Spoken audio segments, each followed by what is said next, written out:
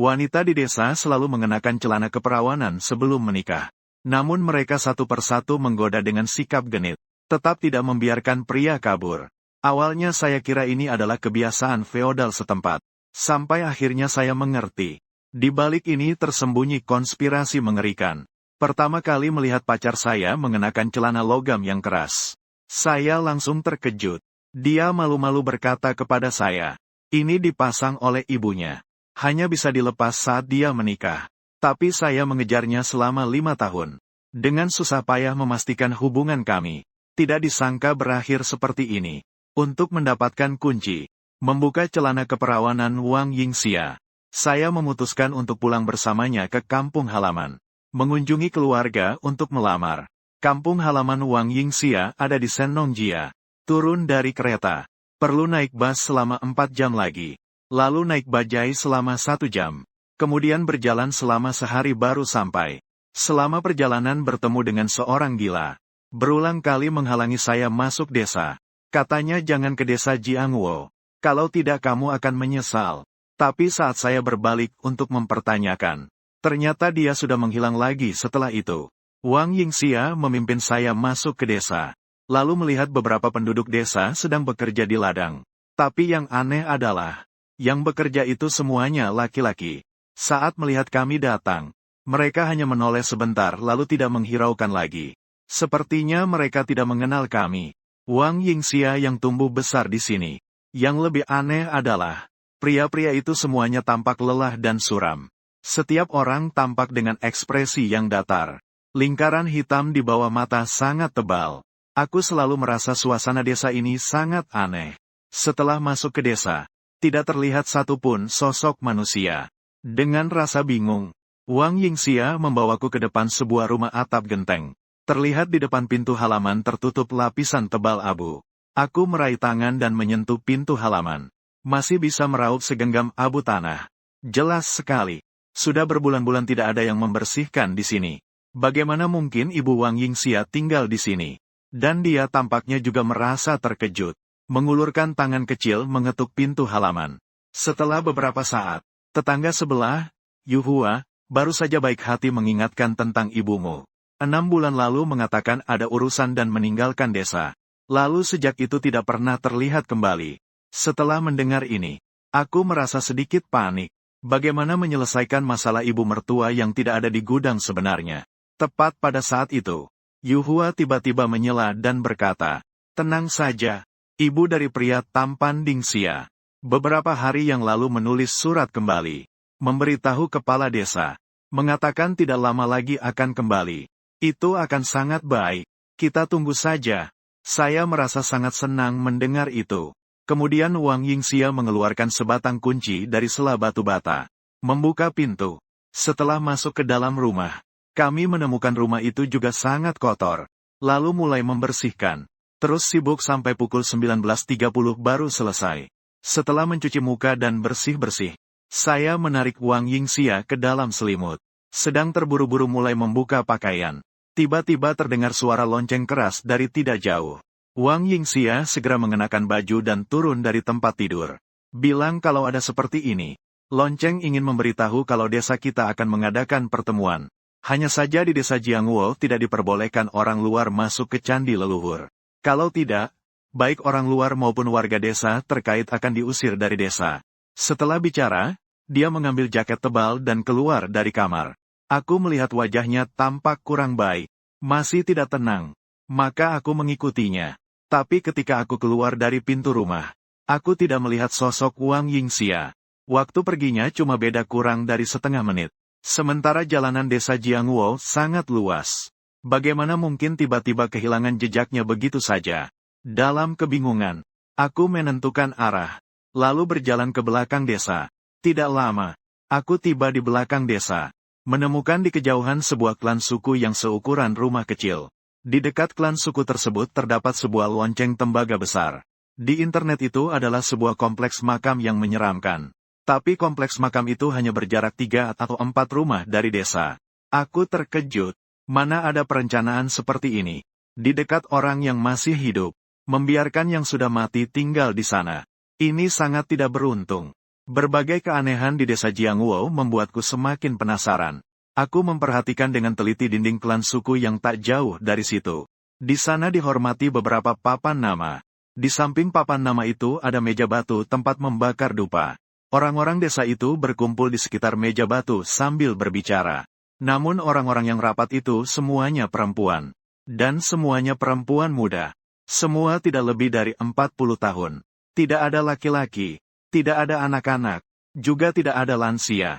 Sosok Wang Yingxia juga ada di antara mereka. Tapi relatif tenang. Tidak ikut berdiskusi. Kemudian mereka mulai berkumpul bersama. Mengoyak sesuatu untuk dimakan. Aku merentangkan leherku. Ingin melihat jelas apa yang mereka makan. Kamu sedang melakukan apa di sini? Tiba-tiba suara dingin terdengar dari belakangku. Membuatku terkejut. Aku buru-buru menoleh ke belakang.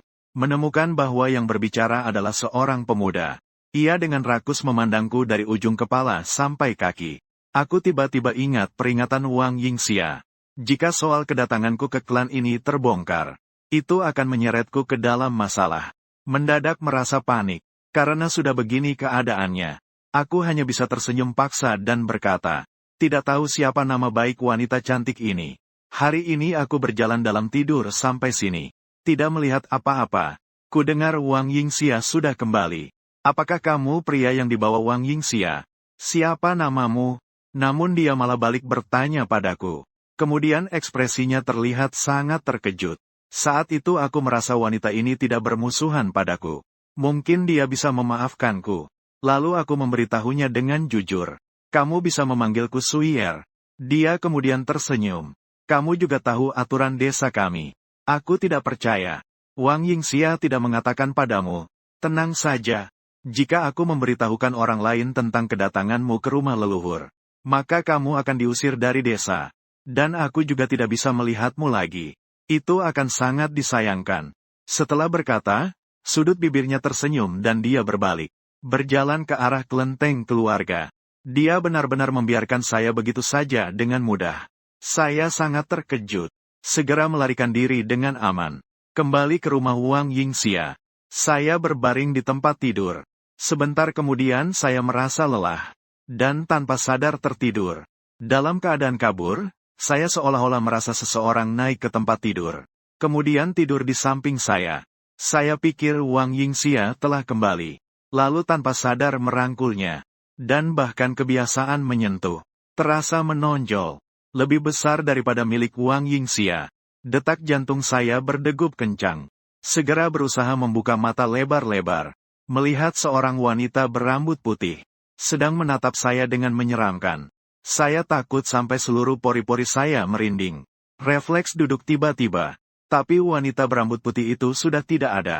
Kemudian terdengar suara wanita lembut dari belakang. Saya menoleh. Ternyata Wang Yingxia tidur di sisi lain saya. Saya buru-buru meraih dan mengelus-elus sisi tempat tidur sebelah lain. Ternyata kosong. Membuktikan tidak ada yang tidur di situ. Mungkin saya bermimpi buruk. Saya berkata dengan sedikit ragu. Lanjutkan tidur saja. Besok harus bangun pagi untuk kerja. Dia menguap sambil berkata. Tidak lama kemudian dia tertidur. Saya melihat handphone saya. Ternyata sudah pukul 4 pagi. Tapi mimpi buruk tadi sudah membuat saya kehilangan rasa ngantuk. Saya pun mengenakan jaket. Sendirian membuka jendela kamar tidur. Menatap kekosongan malam di luar. Di seberang adalah sebuah tembok. Adalah suara kecil dari rumah tetangga. Jendela tetangga terbuka. Kemudian seorang wanita cantik mengulurkan tangan putih mulusnya. Melambaikan tangan padaku. Matanya masih berkilau dengan sebersit hasrat berbulu emas. Tatapan itu terasa akrab bagiku. Bukankah itu si Yuhua tetangga sebelah rumah siang tadi? Tak kusangka dia ternyata secantik itu. Apakah desa Jiangwo memang terkenal dengan wanita cantiknya? Aku mengakui saat ini dadaku terasa terbakar dengan api jahat. Bukankah ini jelas-jelas mengajakku ke rumahnya? What else could Ido going to her house after 4 in the morning? Tentunya bercanda dengannya. Memikirkan ini, aku menoleh melihat Wang Yingxia yang sedang tidur nyenyak. Merasa tidak bisa melakukan sesuatu yang mengecewakannya. Jadi aku harus menahan nafsu jahat itu. Lalu menutup jendela. Aku bersandar di dinding. Jantungku berdebar kencang. Hampir saja aku tertipu oleh rubah itu. Awalnya aku ingin melanjutkan tidur di tempat tidur. Tapi aku merasa ingin buang air kecil sehingga keluar dari kamar tidur. Lalu aku keluar dari pekarangan. Di luar aku menemukan semak-semak. Aku pun melangkah ke sana. Setelah menyiram semak itu dengan, aku pun menutup jendela dunia. Tak disangka tiba-tiba ada tangan yang meraba selangkanganku dari belakang. Aku sangat terkejut. Segera aku menangkap tangan itu. Dan ternyata itu wanita. Aku heran dan menoleh ke belakang. Melihat Yuhua entah kapan telah muncul di belakangku. Kakak, tolong ambil tanganmu dari sini. Iya. Yuhua tersenyum. Pelan-pelan menarik tangannya keluar dari celanaku. Namun tiba-tiba dia menangkap tanganku dengan tangan balik. Menarikku dengan kuat ke arah pintu rumahnya. Wanita bernama Yuhua ini kekuatannya luar biasa. Aku merasa seperti seekor sapi yang menarikku. Menarikku masuk ke dalam pintu. Aku buru-buru meraih pintu dengan satu tangan. Lalu berbisik sedikit. Yuhua tertawa mendengar itu. Kamu benar-benar bodoh, nak. Kamu berbisik begitu pelan. Kakak perempuan tetangga mana mungkin bisa mendengar. Aduh, jangan pura-puralah. Sebenarnya kamu juga menginginkannya. Setelah itu dia menutup pintu halaman. Menarikku masuk ke halaman. Berguling bersama di atas rumput di halaman. Dalam keadaan setengah sadar, aku meraih celananya dan menariknya turun. Ternyata Yuhua juga mengenakan yang sangat kuat. Sungguh menyakitkan. Aku terkejut. Cepat ya. Yuhua dengan bibir merahnya mengeluarkan uap panas saat membuka dan menutup mulutnya. Aku dengan wajah panjang berkata kepada Yuhua menjelaskan. Adik kecil ini sudah niat tapi tak berdaya. Adik kecilku belum berlatih sampai mampu menembus logam. Dia dengan wajah merah dan telinga memerah berkata, lupakan dia saja. Aku akan membantumu Yuhua. Kalian sedang melakukan apa? Saat itu tiba-tiba terdengar suara suram. Seorang pria berotot muncul di pintu. Dia memandangku dengan wajah menyeramkan. Yuhua berdiri, memakai celananya kembali, dan merapikan pakaiannya yang kusut. Aku merasa suasana menjadi canggung. Tapi sepertinya Yuhua tidak menganggap seperti itu. Dia duduk santai di sebuah batu di sebelah. Sambil menyilangkan kaki. Kamu datang untuk apa? Dia bertanya dengan wajah suram kepada pria berotot. Lelaki berotot bertanya dengan suara sedih. Kenapa ada pria asing di sini? Yuhua berkata dengan tegas. Urusan yang bukan urusanmu jangan kamu urus. Aku berpikir, ini buruk. Ketahuan basah-basah. Aku menebak lelaki berotot ini sekitar 8-9. Dia adalah suami atau pacar Yuhua. Aku hanya bisa berani-beraninya menjelaskan kepada lelaki berotot. Kami belum melakukan hal itu. Oh ya, apakah kamu yang membawa kunci celana Chastity-nya? Lelaki berotot tidak bicara. Tapi wajahnya terlihat muram. Kemudian dia berjalan seperti mayat hidup ke depan Yuhua. Selanjutnya yang mengejutkanku terjadi. Dia tiba-tiba memeluk kaki Yuhua yang terangkat. Lalu seperti anjing menjulurkan lidahnya untuk menjilat Yuhua. Tiba-tiba marah besar. Menendang wajah lelaki berotot itu dengan keras. Aku merasa sedikit bersalah. Lalu membujuk mereka. Kalian jangan sampai salah paham karena aku. Lagi pula, aku baru saja mengikuti Yin turun. Desa Jiangwo juga tidak bisa terjadi apa-apa dengan kakak Yuhua. Kemudian Yuhua tiba-tiba menamparkan pria berotot itu. Lalu dia mengangkat dagu pria berotot itu dengan ujung kaki. Pria berotot itu langsung sangat senang. Aku benar-benar tidak tahan melihatnya. Cepat-cepat pergi. Tak lama aku berlari pulang. Masuk ke kamar tidur. Melihat Wang Yingxia sudah berganti pakaian. Segala kejadian aneh di desa Jiangwo selalu mengubah pandanganku. Aku ingat di perjalanan lewat sebuah desa hutan. Dan di sana menemukan 6 mayat tak dikenal. Lalu bertanya, kamu pergi ke pertemuan di kuil keluarga tadi malam, menceritakan tentang jenazah kering kepada orang lain. Wang Yingxia menundukkan kepala dan berkata, mereka juga mengatur orang untuk pergi melapor ke polisi di luar. Tapi apakah polisi datang atau tidak itu urusan lain. Kamu cuci muka dulu. Nanti aku akan membawamu bertemu seseorang yang penting. Aku mengangguk dan menjawab. Melihat dia menundukkan kepala. Sepertinya sengaja menghindari tatapanku. Setelah aku mencuci muka, melihat Wang Yingxia memakai topi jerami pergi meninggalkan rumah. Berjalan di jalan desa yang mulai terang. Sekitar 10 menit, kami tiba di sebuah rumah dengan atap genteng. Wang Yingxia langsung menepuk pintu. Sebentar kemudian keluar seorang wanita yang juga mengenakan topi jerami. Ternyata adalah Sui Suyer malam tadi. Melihatku dia tersenyum. Tidak menyebutkan perkara malam tadi. Wang Yingxia lalu berkata kepada Sui. Saat sampai di rumah saya, Si Yuan, tolong bawakan air ya. Dengan lembut berkata. Tenang saja, Wang Yingxia. Kita seumuran. Dulu waktu kecil hubungan kita juga baik. Pria di rumahmu juga pria di rumahku. Tentu akan dijaga dengan baik. Setelah itu, dia mengajarkan saya beberapa alat untuk bercocok tanam. Dan memimpin saya berjalan ke arah sawah. Yang anehnya, dia sesekali menengadah ke langit. Satu tangan selalu memegang pinggiran topi jerami. Kami meninggalkan pintu desa. Menemukan di pinggir jalan semuanya adalah sawah. Saat itu cuaca masih mendung abu-abu. Saya sesekali menggunakan cangkul untuk membalik rerumputan. Tapi tetap tidak menemukan belalang atau apapun. Saya curiga bahwa desa Jiangwo bahkan daerah sekitarnya tidak ada gerakan. Sebentar lagi bibiku membawaku ke sebuah ladang yang terbengkalai. Ini adalah sawah keluarga Wang Yingxia milikmu. Ada 4-mu. Kamu bisa membuka lahan di sini. Saya memperhatikan dengan seksama. Menemukan bahwa membuka lahan ini cukup sulit. Lalu saya bertanya, sebelum menanam harus membajak tanah dulu, kan? Lalu di mana sapi pegawai itu? Dia tersenyum saat mendengar itu. Sangat disayangkan. Tidak ada hewan di desa Jiangwo kami. Hewan dari luar pun tidak mau masuk. Saya juga tidak tahu kenapa. Tapi semua orang sudah terbiasa hidup seperti ini turun-temurun. Saya dengan tidak rela bertanya. Kalau saya secara paksa membawa seekor sapi ke dalam desa, apa yang akan terjadi? Setelah bertanya, punggung saya tiba-tiba berkeringat dingin. Indera saya memberitahu. Ini mungkin sesuatu yang sangat menakutkan. Bibi malah berkata dengan santai. Aku juga tidak tahu. Cepatlah kerja. Kakak tidak punya pilihan. Aku mengambil cangkul dan mencangkul beberapa kali. Lalu dengan bunyi, beng, papan tebangan terlempar. Aku bisa melihatnya. Kamu belum pernah kerja di ladang. Dia berkata sambil membungkuk untuk mengambil papan bambu. Saat itu aku cepat-cepat berbaring di tanah. Menyipitkan mata melihat ke sela celananya. Setelah dia berdiri dan melihat aku seperti ini, jelas terlihat sangat terkejut. Lalu dengan nada aneh dia berkata, kalau kamu ingin melakukan apa saja, lakukan saja. Aku tidak akan memberitahu Yingxia. Sambil berkata dia memasukkan tangan mungilnya ke mulut kecilnya. Aku melihatnya merasa sangat takut. Saat ini sepertinya suasana mulai terang. Cahaya matahari pagi emas mulai muncul dari puncak gunung. Air berkata dengan sedikit kesal. Aku akan pulang ya. Sudah hampir fajar. Kalau dilihat orang lain, tidak bagus. Kalau ada kesempatan lain, kamu jangan jadi penakut.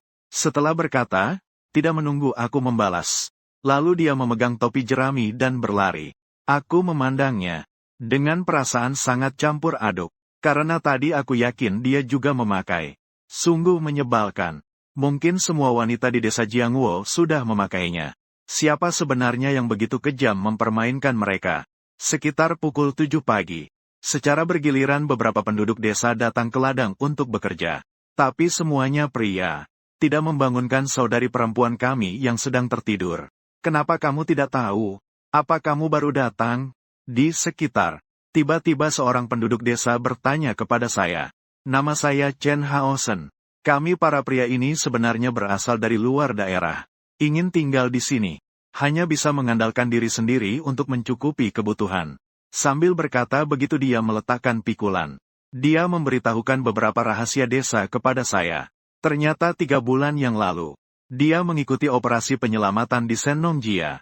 Karena api sangat besar, dia terpaksa terpencar dari rekan-rekannya. Hampir saja terbakar mati. Seorang wanita tiba-tiba muncul dan menyelamatkannya. Kemudian dia mengikuti wanita itu ke desa Jiangwo. Dia menunjuk seorang pria yang sedang memetik lobak di dekat situ. Pria itu dulu adalah pencuri. Mencuri dari seorang wanita. Tapi jatuh cinta pada wanita itu. Akhirnya dengan rela hati mengikuti wanita itu ke desa. Lalu dia menunjuk pria lain. Mereka semua berasal dari berbagai penjuru. Kebanyakan dibawa oleh beberapa wanita ke desa Jiangwo. Dan setelah itu wanita-wanita itu tidak lagi berhubungan dengan para pria. Saya buru-buru bertanya kepada para wanita, jika mereka tidak bekerja, maka mereka makan apa? Apakah mereka makan itu penting? Chen Haosen tiba-tiba matanya merah penuh pembuluh darah. Mengambil pikulan yang ada di tanah. Dengan tangan gemetar menatap saya. Saya merasa jika terus bertanya, belum tentu dia tidak akan terpicu apa-apa. Jadi saya tidak menghiraukannya lagi. Dan pada saat ini saya semakin merasa desa Jiangwo ada keanehan. Tapi apakah para pria itu tidak menyadarinya? Beberapa saat kemudian, pria bernama Yu Hua datang mendekat. Semua orang menyapanya. Chen Haosen berkata, namanya Si Dalong. Konon dibawa oleh kepala suku kami, Yu Hua, dari desa kami. Dan dia adalah satu-satunya yang diterima oleh penduduk desa kami. Pria terbaik di seluruh desa. Mendengar itu aku langsung tertawa. Terbayang saat Si Dalong mendapat 2 tendangan berturut-turut dari Yu Hua malam tadi. Masih merangkak menjilat jari kaki Yu Hua, pemandangan yang memalukan. Si Dalong juga melihatku. Dengan wajah muram dia berjalan ke arahku. Namun pada saat itu, tiba-tiba terdengar teriakan mengerikan dari kejauhan. Tak lama kami melihat di ladang jagung. Ada 2 orang yang sedang berkelahi. Orang yang menunggangi terus meneriakkan suara aneh. Seperti orang gila. Aku memperhatikan dengan cermat. Ternyata itu adalah putri Wang Erxiao yang terus mengikutiku sepanjang jalan. Dia mengeluarkan darah dari mulutnya. Wajah kanan Bing Zai hilang sebagian kulitnya. Tapi orang gila itu sangat brutal. Tak seorang pun berani mendekat. Tiba-tiba saya didorong dengan keras oleh seseorang. Saya menoleh ke belakang. Ternyata itu adalah Si Dalong. Saya merasa kesal. Saat itu Wang Erxiao ingin meraih saya. Tapi setelah melihat saya, dia buru-buru ketakutan dan berbalik lari. Saya berpikir apakah saya telah memukulnya sampai takut di Linzong Village. Saat itu Bing Zai yang terluka karena digigit sangat parah. Jadi kami semua mengangkatnya dan kembali ke rumah. Meletakkannya di atas ranjang. Setelah Bing memproses luka dan meringankan rasa sakitnya, dia menangis sambil berkata, pagi ini dia pergi ke ladang untuk memanen jagung. Tiba-tiba dari pinggir jalan datang seorang gila. Bertanya apakah dia mengenal seorang pria baru. Bing Zai mengatakan tidak mengenalnya. Orang gila itu gigih tidak menyerah. Kadang menangis, kadang tersenyum berkata, kecuali menemukan pria baru tersebut, dia baru akan pergi. Bing Zai tak bisa menahan diri dan memukul. Orang gila itu kemudian membalas dengan ganas. Setelah mendengarnya, Si Dalong menunjuk ke arah saya sambil berteriak. Orang gila yang baru datang kemarin. Orang yang dicari. Selain dia, siapa lagi? Kemudian Si Dalong berteriak keras. Pria-pria di dalam rumah langsung mendatangi. Mengikat saya dengan tali sampai tak bisa bergerak. Sedang berdiskusi bagaimana menangani saya. Saat itu Bing Zai tiba-tiba meludah darah. Mewarnai selimut menjadi merah. Bersamaan dengan benda seperti cacing, bengkok dan melengkung. Orang-orang memandang Bing Zai dengan ketakutan. Namun tak ada yang berani mendekat. Dan Si Dalong tertawa kecil. Menggendong saya ke alun-alun desa lalu. Dia mengikatku di tiang bendera. Kamu juga tahu kenapa aku ingin menyakitimu. Meskipun Yu Hua belum menjadi milikku. Tapi aku sudah menetapkan dia sebagai istriku. Aku sampai sekarang bahkan belum mencium bibirnya. Hanya pantas untuk menjilat jari kakinya. Kamu, bocah, malah baik sekali. Tadi malam baru datang sudah bergaul dengannya. Berbicara sampai sini. Si Dalong dengan gila menyerangku. Aku terikat. Tidak bisa bergerak. Tak lama aku pingsan karena dipukul. Tidak tahu berapa lama aku tidak sadar. Aku terbangun. Mendapati sekelilingnya sunyi sepi. Dengan agak bingung teringat cacing yang dimuntahkan Bing Zai. Tubuh langsung gemetar kedinginan. Mengangkat kepala dan melihat. Menemukan matahari terik menyinari langit. Sudah tengah hari. Aku penasaran kenapa Wang Yingxia tidak datang mencariku.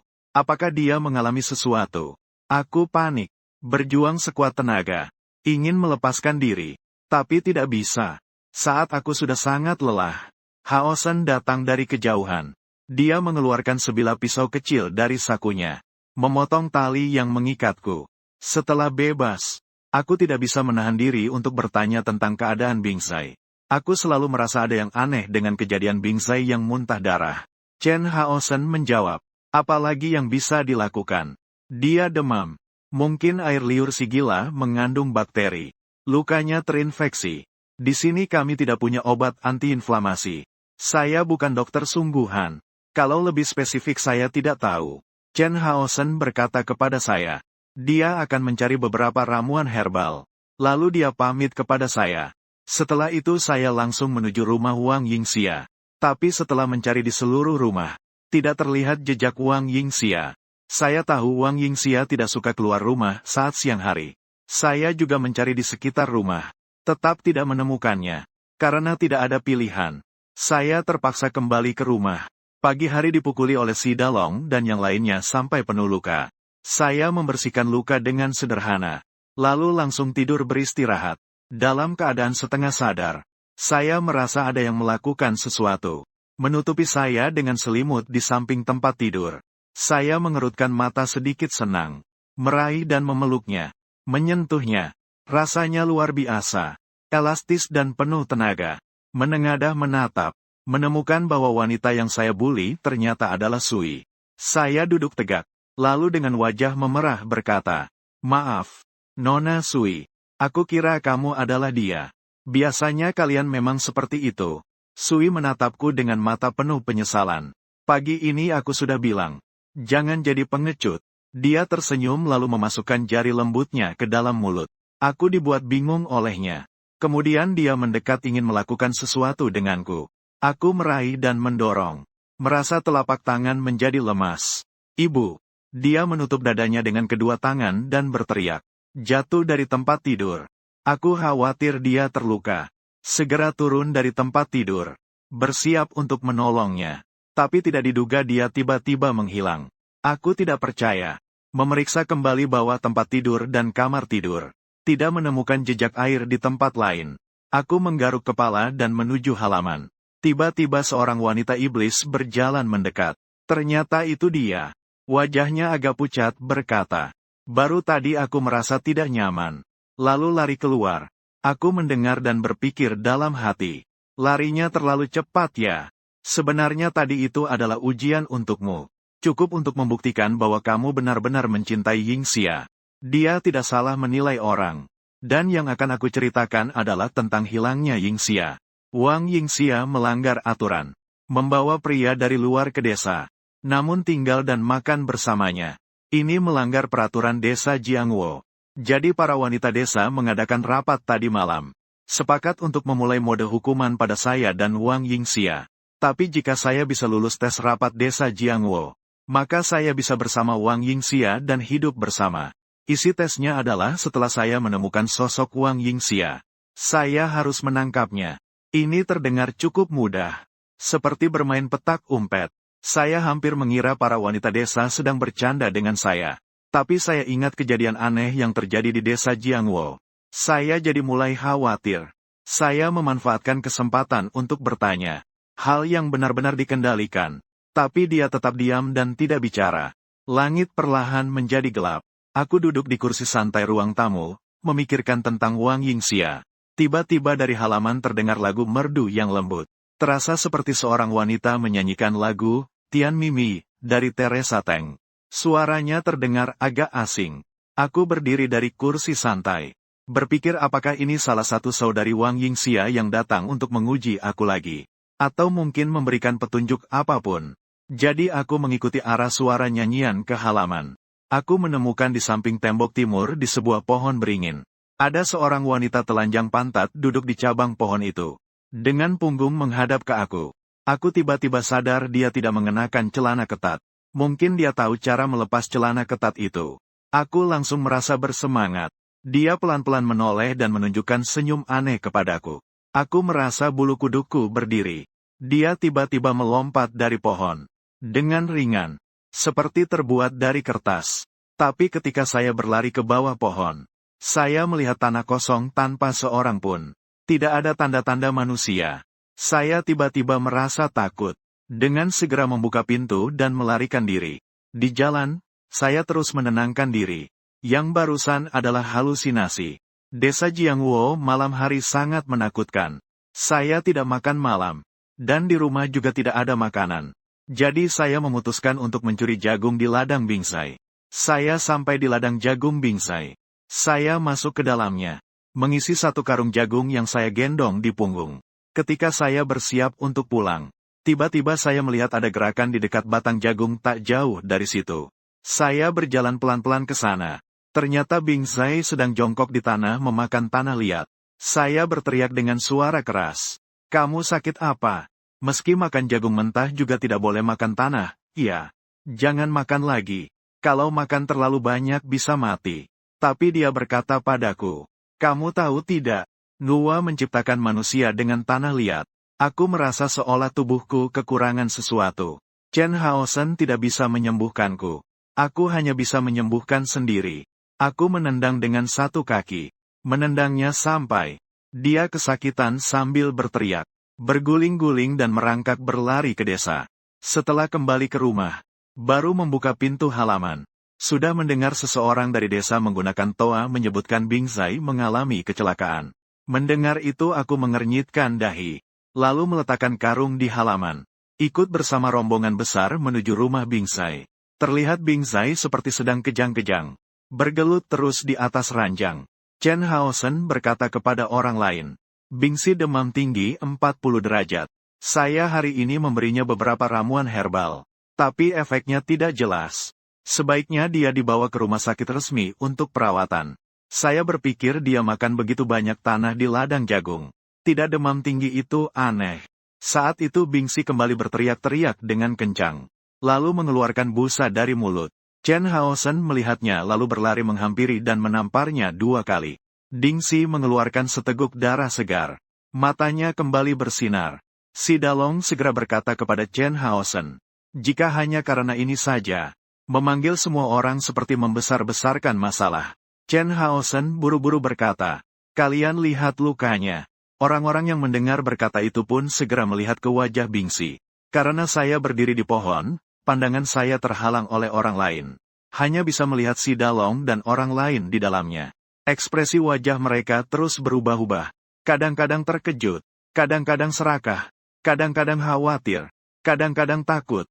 Mereka terus berbicara. Kebanyakan menanyakan kondisi tubuh Bing Zai. Kurang lebih setengah jam kemudian, Chen Haosen berkata, demam tinggi Bing Zai sudah turun. Barulah mereka semua pergi. Aku melompat turun dari pohon.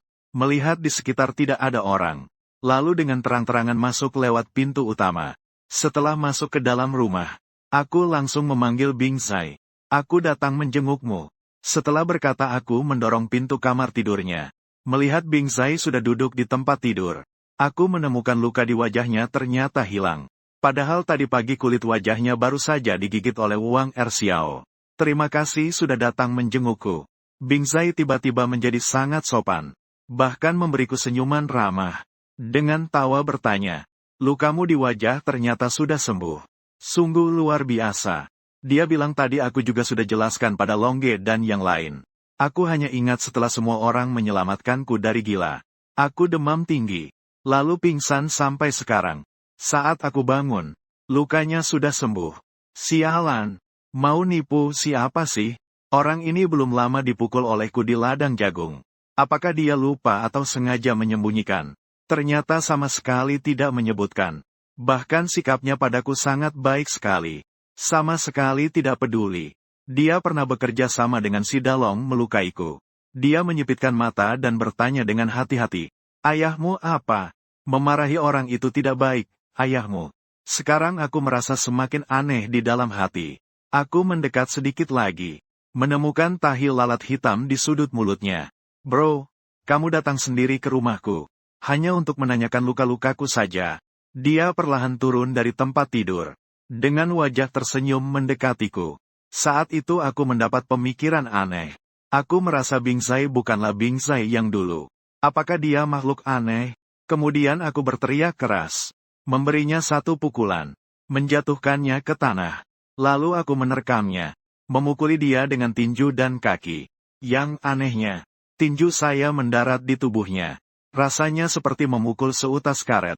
Dia memang terus-terusan berteriak kesakitan. Tapi saya merasa ekspresinya palsu. Saya tidak berani tinggal di sini lagi. Satu tendangan langsung menendang pintu terbang. Saat menoleh ke belakang, melihat Bing Zai bangkit berdiri dari tanah dengan tegak, membuat jantung saya berdebar kencang. Saya segera bergegas menuju rumah Wang Yingxia. Lewat di depan rumah Yu Hua sebelah.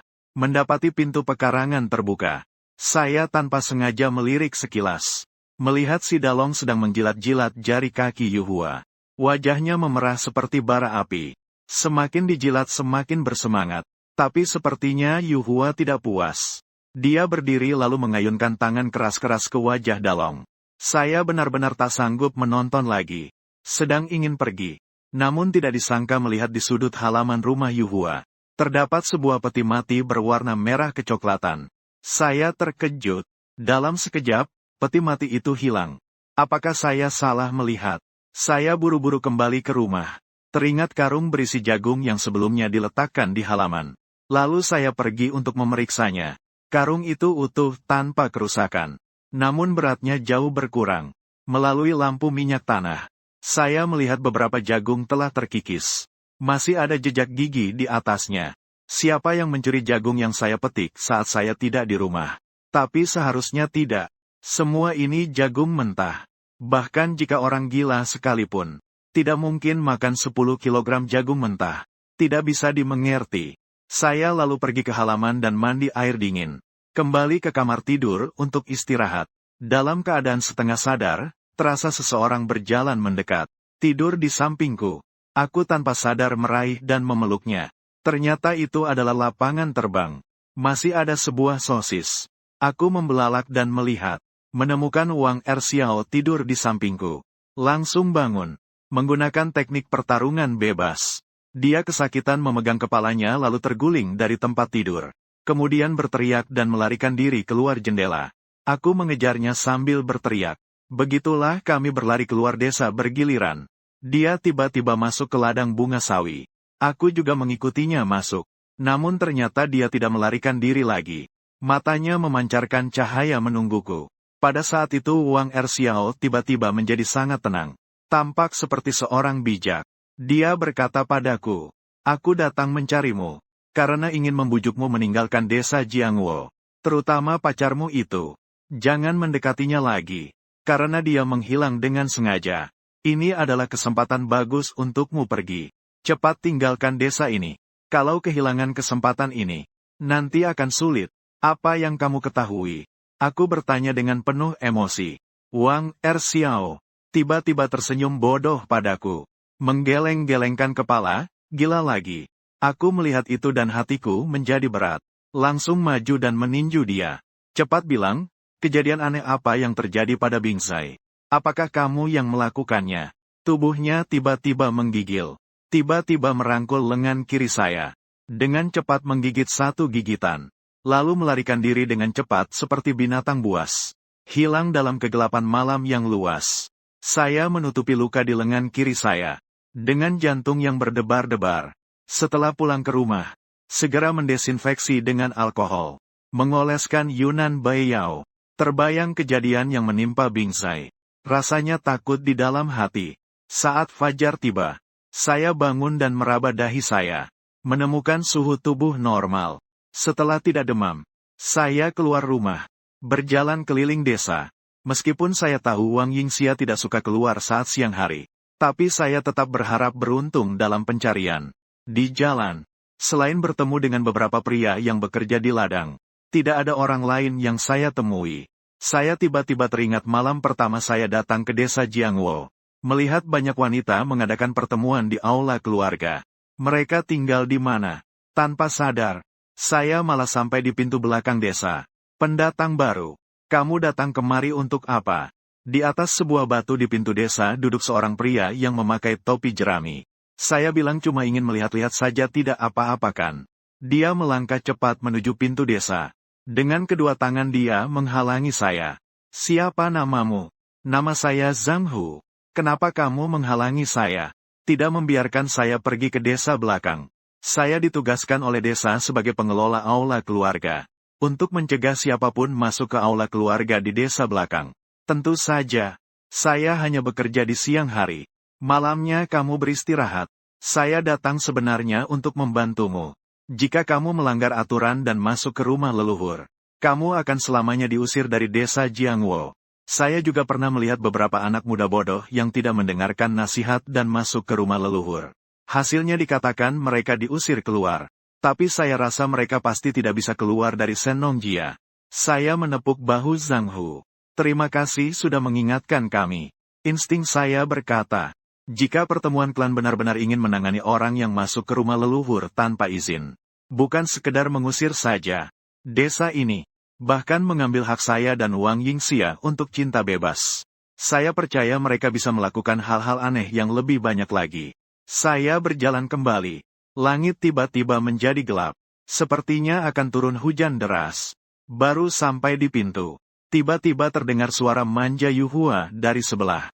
Aduh, sepertinya akan hujan deras. Pakaian saya belum saya kumpulkan. Kemudian dia menjulurkan lidah dan berkata dengan wajah memerah kepada saya.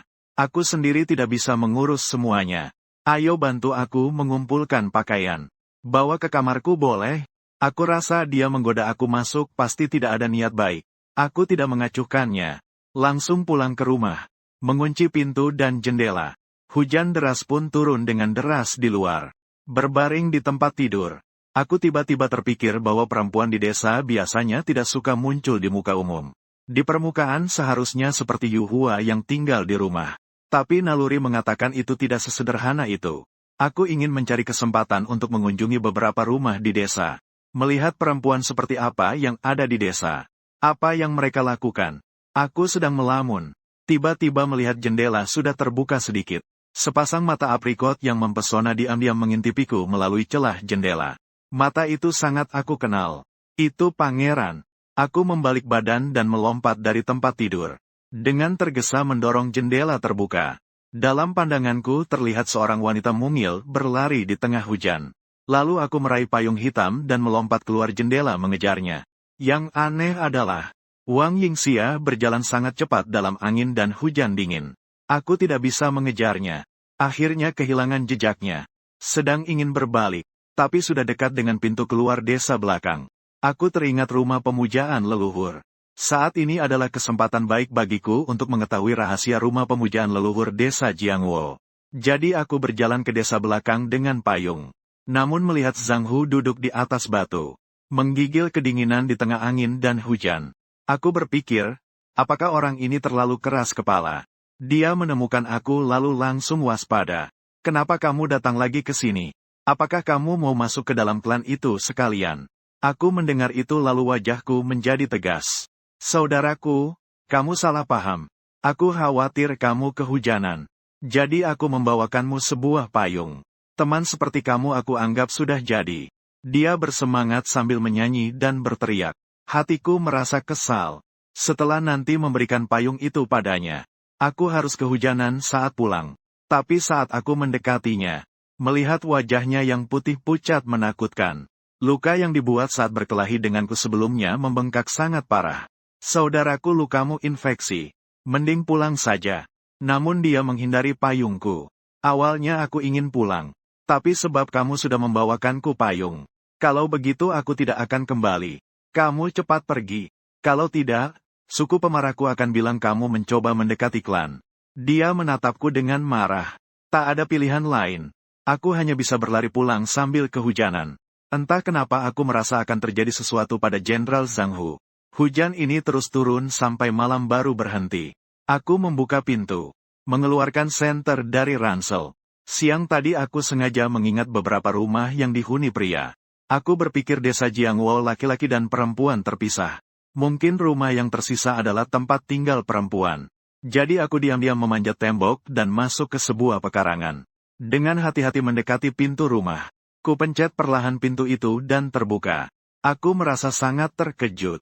Ternyata tidak terkunci. Aku menyalakan senter. Sekilas melirik ke dalam. Rumah itu kosong. Bahkan tidak ada furnitur. Kamar lain juga kosong, tidak berisi apa-apa. Dengan perasaan bingung, aku meninggalkan rumah itu.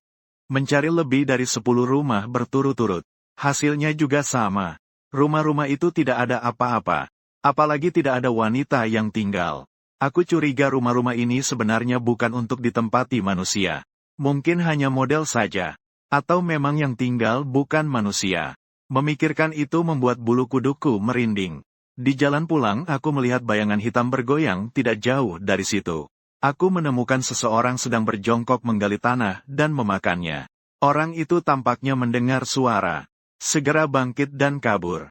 Aku melihat punggungnya. Orangnya sepertinya bukan manusia biasa. Saat melewati rumah keluarga Sui, aku berhenti. Tiba-tiba terlintas di pikiranku untuk masuk ke dalam rumah dan melihat.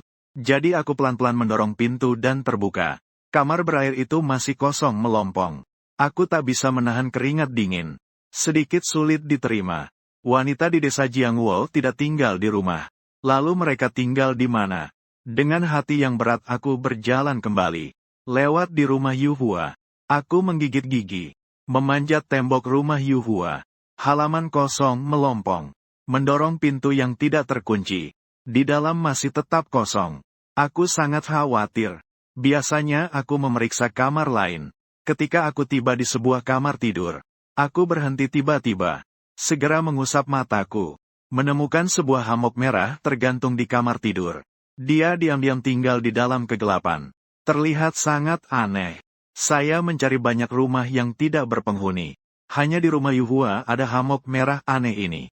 Orang bodoh pun tahu ada masalah. Saat itu hamok bergoyang sendiri tanpa angin. Saya segera berbalik dan lari kembali ke rumah.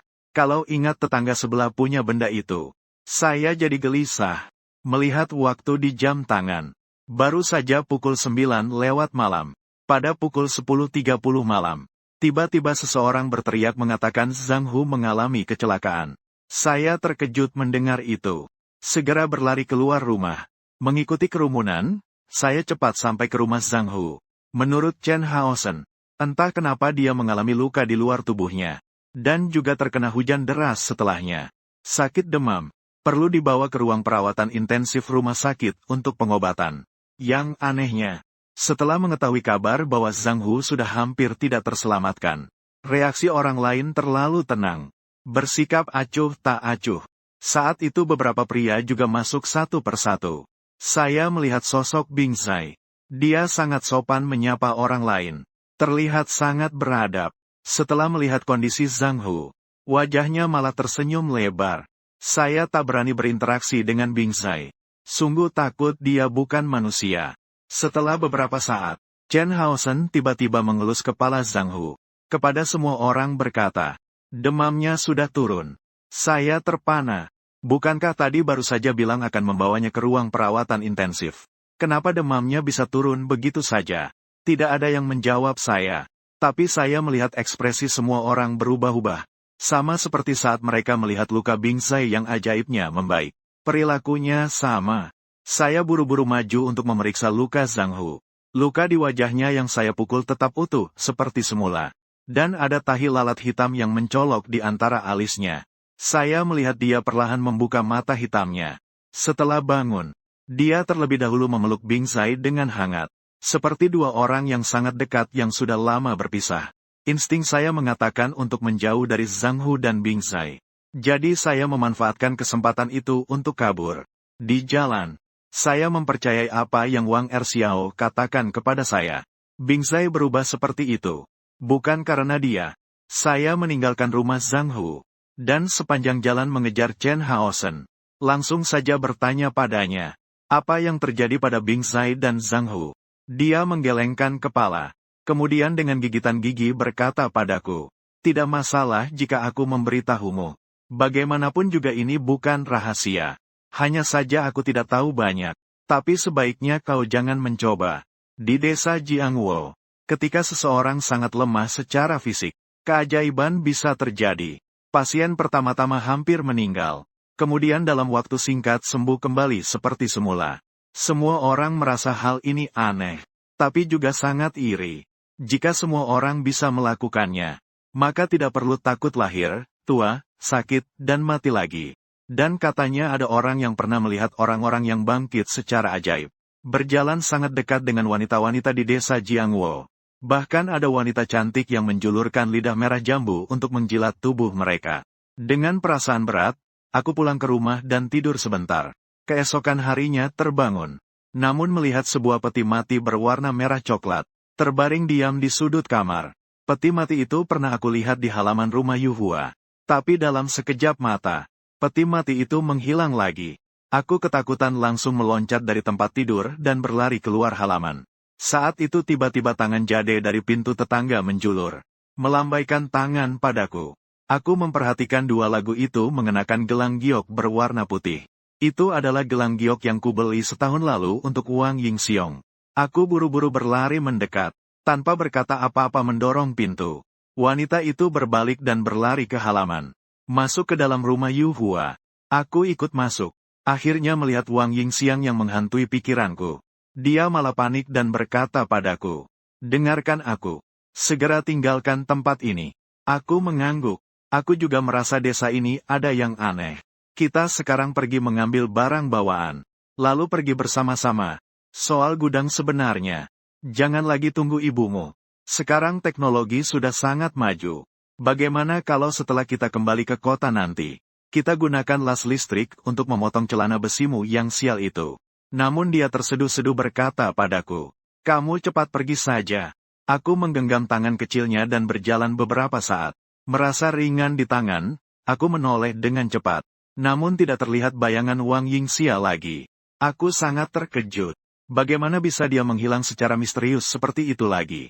Lalu aku mengambil senter dan terus mencari jejak pacarku.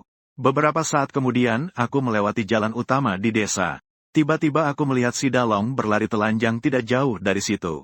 Aku penasaran lalu mengejarnya. Dan terus mencari dia sambil membawa senter. Dia tidak tahan dan turun gunung sambil menari. "Batu, Yuan, kalau kamu terus menghina aku seperti ini, aku akan memukulmu sampai orang tua kamu bahkan tidak mengenalimu. Ternyata kamu tidak gila ya. Kenapa malam-malam keluar berlari telanjang? Kamu tidak mengerti apa-apa." Dia tiba-tiba menurunkan suara berkata, "Barusan aku melihat sebuah peti mati berwarna coklat kemerahan. Muncul entah dari mana, lalu hilang tanpa alasan. Saat aku mendengar itu hatiku merasa tidak enak tapi aku tidak mengejarnya. Karena aku tahu si Dalong hanya ketakutan lalu melarikan diri. Tidak ada makna sebenarnya. Aku terus mencari jejak Wang Yingxia di desa. Saat melewati alun-alun desa, aku melihat sosok muncul lagi. Aku melihat tangannya memakai sepasang gelang giok naga dan phoenix yang membawa keberuntungan. Aku berteriak dengan penuh semangat. Dia mulai berlari. Kecepatan ringan dan sangat cepat. Tak lama kemudian masuk ke rumah air. Aku mengikutinya masuk. Membuka pintu salah satu kamar. Senter menyinari. Tiba-tiba menerangi sebuah hammock merah. Tergantung di balok rumah. Di sekitar tidak ada orang. Juga tidak ada angin. Namun bergoyang dengan suara gemeretak. Pada saat itu, suara langkah kaki pelan datang dari tangga. Sementara itu, ayunan hammock merah semakin keras.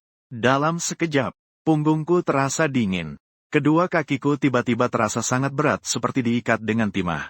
Aku dengan susah payah berjalan ke jendela. Mencoba membuka jendela, tapi tidak bisa mendorong jendelanya. Tidak terkunci. Sepertinya ada seseorang di luar yang menahan dengan sebuah. Aku tiba-tiba merasakan kalau aku tidak pergi lagi, akan berakhir buruk. Lalu aku berteriak keras. Dengan satu tendangan, aku menendang jendelanya terbang. Saat itu sepertinya ada sesuatu yang menangkap leherku. Aku mengulurkan tangan dan mengusap. Ternyata itu bercak merah pekat. Kemudian ada hembusan napas yang bertiup di leherku. Dalam keadaan panik, aku melompat keluar jendela seperti ikan meloncat. Untungnya jatuh di tanah yang lunak dan berdebu. Sehingga aku tidak terluka.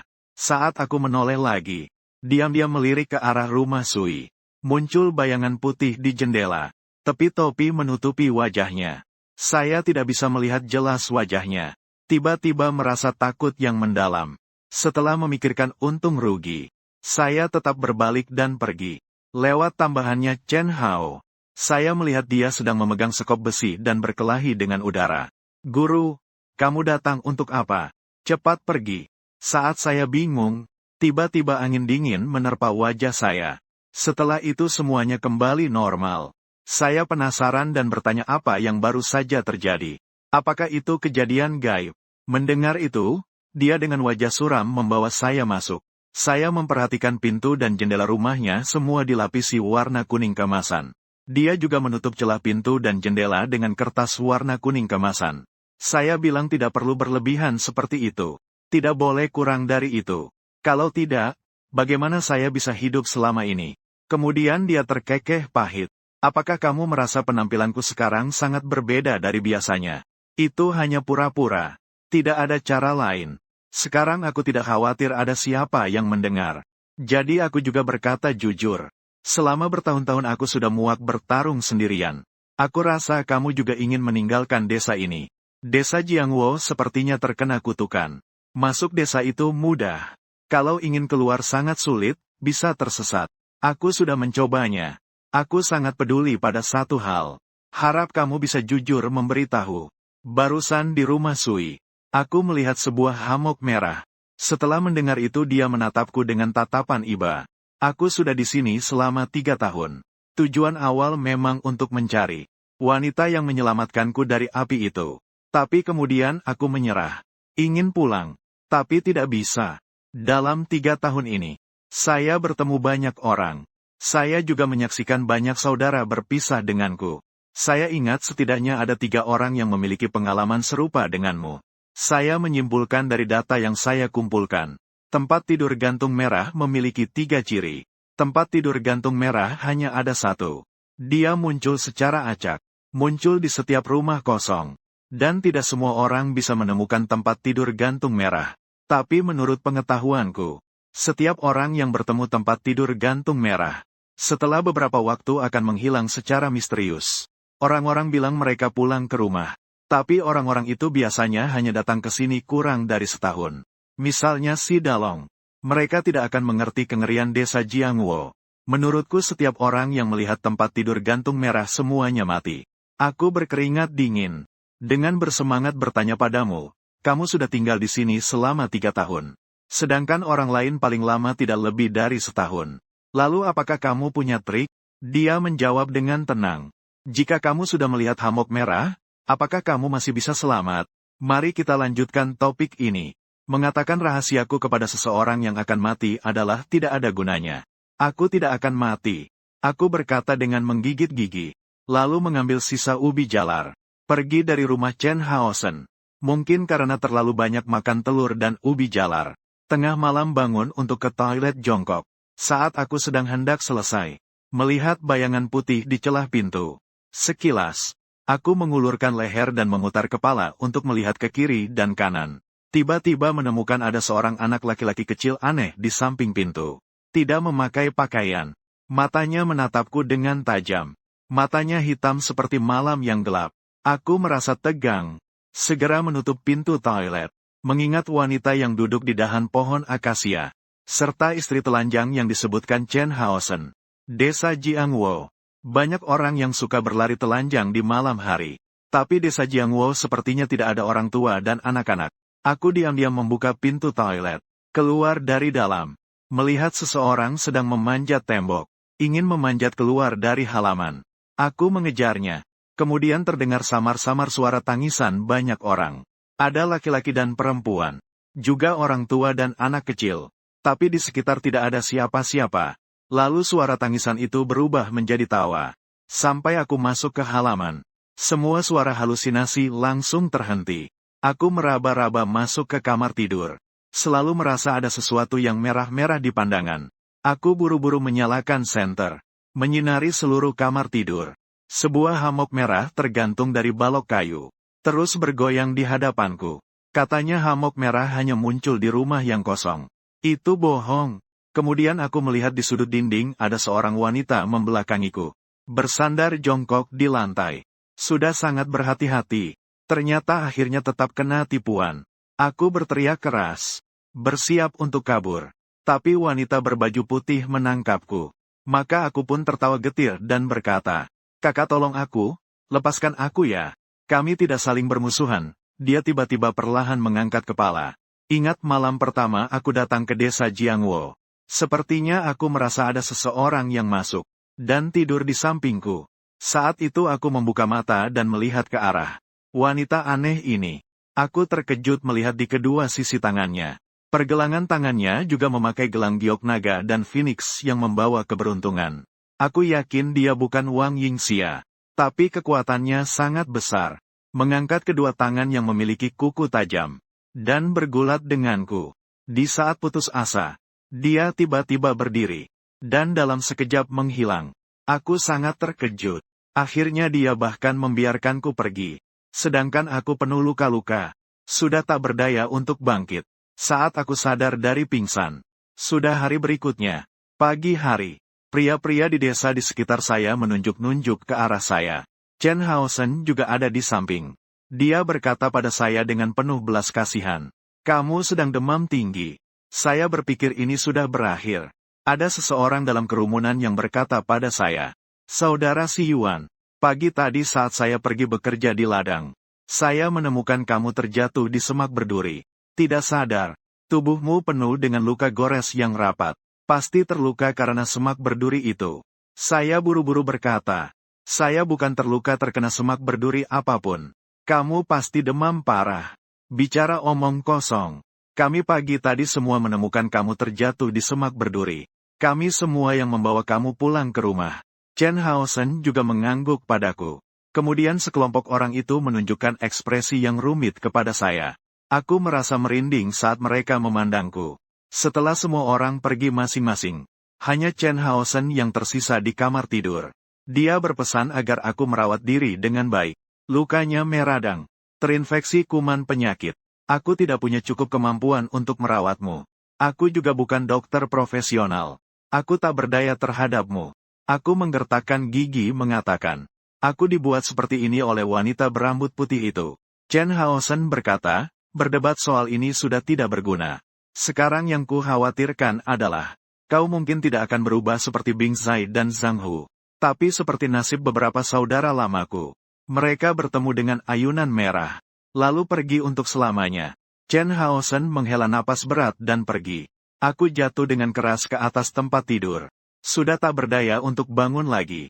Begitulah saya melayang-layang dalam setengah sadar. 1 atau 2 jam kemudian, pintu kamar tidur saya terbuka. Dari luar pintu, seorang wanita dengan topi matahari putih berlari terburu-buru. Saya meliriknya sekilas.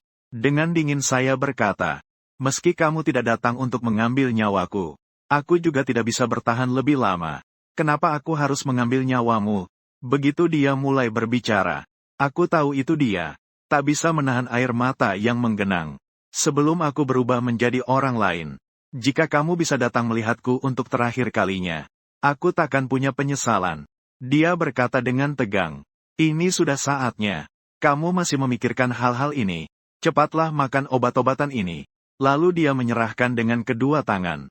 Mengingatkan tentang kotak ibuprofen. Ini bisa menurunkan demam sementara. Bisa mengembalikan sedikit tenaga. Tapi hanya minum obat tidak akan cukup. Bahkan jika ada rumah sakit profesional yang membantu pengobatanmu. Tapi jika kamu tidak meninggalkan desa Jiangwo, demammu akan terus datang. Saya memang ingin bertanya kepadanya, kemana dia selama ini pergi. Namun saat itu juga, dia panik dan memalingkan kepala ke arah pintu. Ekspresinya sangat ketakutan. Saya belum pernah melihat dia menunjukkan ekspresi seperti itu. Dia menundukkan suaranya dan berkata kepada saya, harus bertahan hidup. Lalu dia berlari keluar untuk beristirahat. Setelah semalam, saya mendapati demamnya sudah turun. Ingat Wang Yingxia berulang kali menyarankan saya untuk meninggalkan desa Jiangwo. Mungkin aku sudah kesurupan. Hanya pergi adalah satu-satunya cara. Lalu aku memikul tas dan mulai berjalan menuju pintu desa. Saat itu muncul seorang lelaki tua tanpa busana berjalan ke arahku. Tersenyum aneh padaku. Yakin lelaki tua itu adalah orang aneh tanpa keraguan. Aku buru-buru terus berjalan ke arah pintu keluar desa. Setelah berjalan puluhan meter, muncul lagi seorang wanita parubaya bercara perut besar. Juga telanjang bulat, tidak mengenakan pakaian. Kulitnya putih pucat. Aku menunduk, berpura-pura tidak melihat, melewati dia dengan berdesakan. Ketika aku menoleh kembali, lelaki tua dan wanita perut besar tadi ternyata mengikuti aku terus. Masih memandang aku dengan tatapan rakus. Aku tidak tahu apa yang mereka ingin lakukan. Hanya bisa nekat melanjutkan. Tidak lama kemudian saya melihat seorang anak laki-laki kecil telanjang. Dia adalah anak yang saya lihat tadi malam saat saya ke toilet.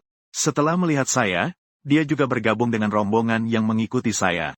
Kemudian muncul lagi pantat besar yang duduk di dahan pohon besar seperti terakhir kali. Lalu saya terus bertemu dengan berbagai orang telanjang secara berturut-turut. Mereka bermacam tinggi, gemuk dan kurus. Ada laki-laki dan perempuan. Tidak lama kemudian, Di belakang saya sudah ada rombongan sekitar 40 hingga 50 orang. Mereka semua menatap saya dengan senyum aneh. Saya memeriksa jam tangan. Sudah pukul 12 siang. Saya melihat seseorang membawa garpu besi kembali dari ladang. Saya tidak berani menyapa dia. Takut orang-orang aneh di belakang saya akan mengincarnya. Yang anehnya, pria itu sepertinya tak melihat orang-orang aneh itu. Saat hampir bertabrakan, orang-orang aneh itu malah menghindar sendiri. Hatiku gelisah. Tiba-tiba terdengar suara kasar yang mengejekku. Bukankah itu Ishihara? Matahari terbit dari barat. Bukankah dia sedang demam tinggi? Harusnya hanya bisa berbaring sakit di tempat tidur. Si Dalong sambil tersenyum jahat menunjukku berkata, sakit tapi tidak istirahat dengan baik. Keluar jalan-jalan berarti ingin cepat mati. Saat itu, sekelompok makhluk telanjang mulai berdiri di depanku. Mereka mengulurkan hidung untuk mencium aku. Bulu kudukku meremang. Merasa bahaya akan segera datang.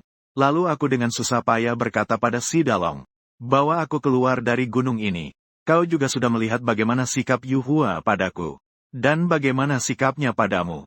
Jika kau tidak membantuku keluar dari lembah ini, maka aku akan menjadi gila mengejar Yuhua. Kamu cari mati. Si Dalong meninju dada saya. Saya terjatuh terduduk. Bantu aku keluar dari lembah. Keluar dari desa Jiangwo berarti membantu dirimu sendiri.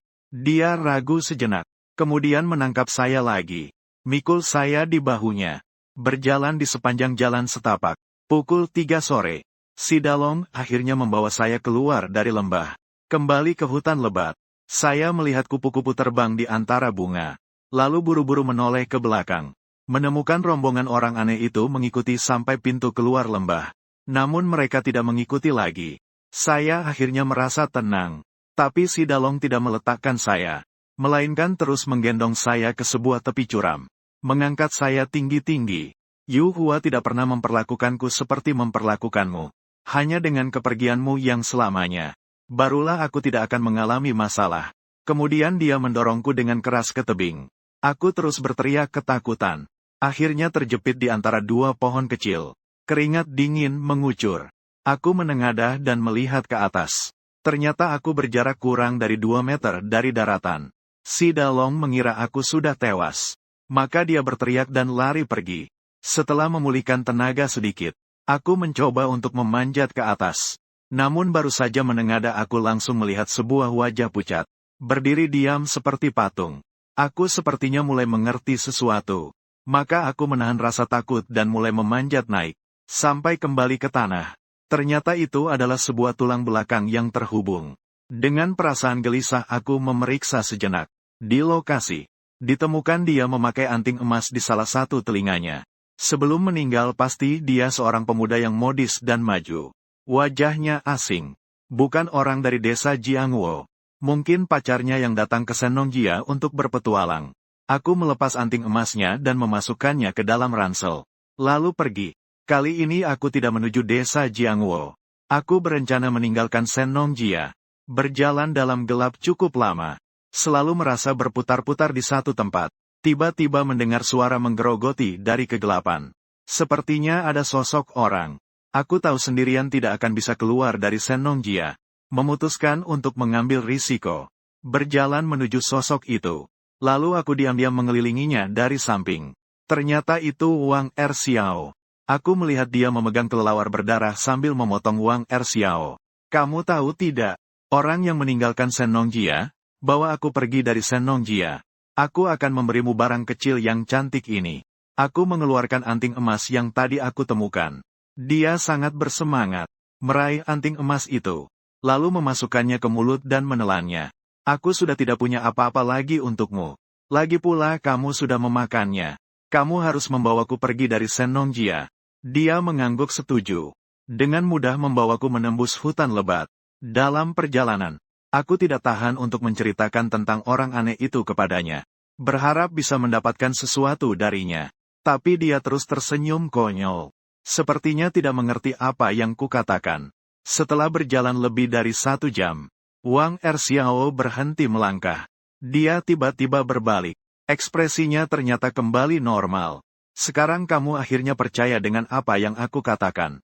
Dulu aku sudah bilang jangan ikut perempuan itu. Tapi kamu tidak mau dengar. Kemanapun pergi jangan ikut perempuan itu. Aku mendesak, masalah utama bukan dia. Tapi desa itu. Dia mengulurkan hidungnya untuk mengendus. Lalu mulai mengeluarkan air liur. Kata dia aku boleh pergi. Tapi kamu tidak bisa. Kata-kata itu baru saja sampai di sini. Dia kembali mulai tertawa tolol. Melihat itu aku pikir, selesai sudah. Dia gila lagi. Setelah beberapa saat, dia membawa aku ke depan sebuah rumah kayu. Dia berjalan ke depan pintu rumah kayu. Mengetuk. Sebentar. Pintu terbuka.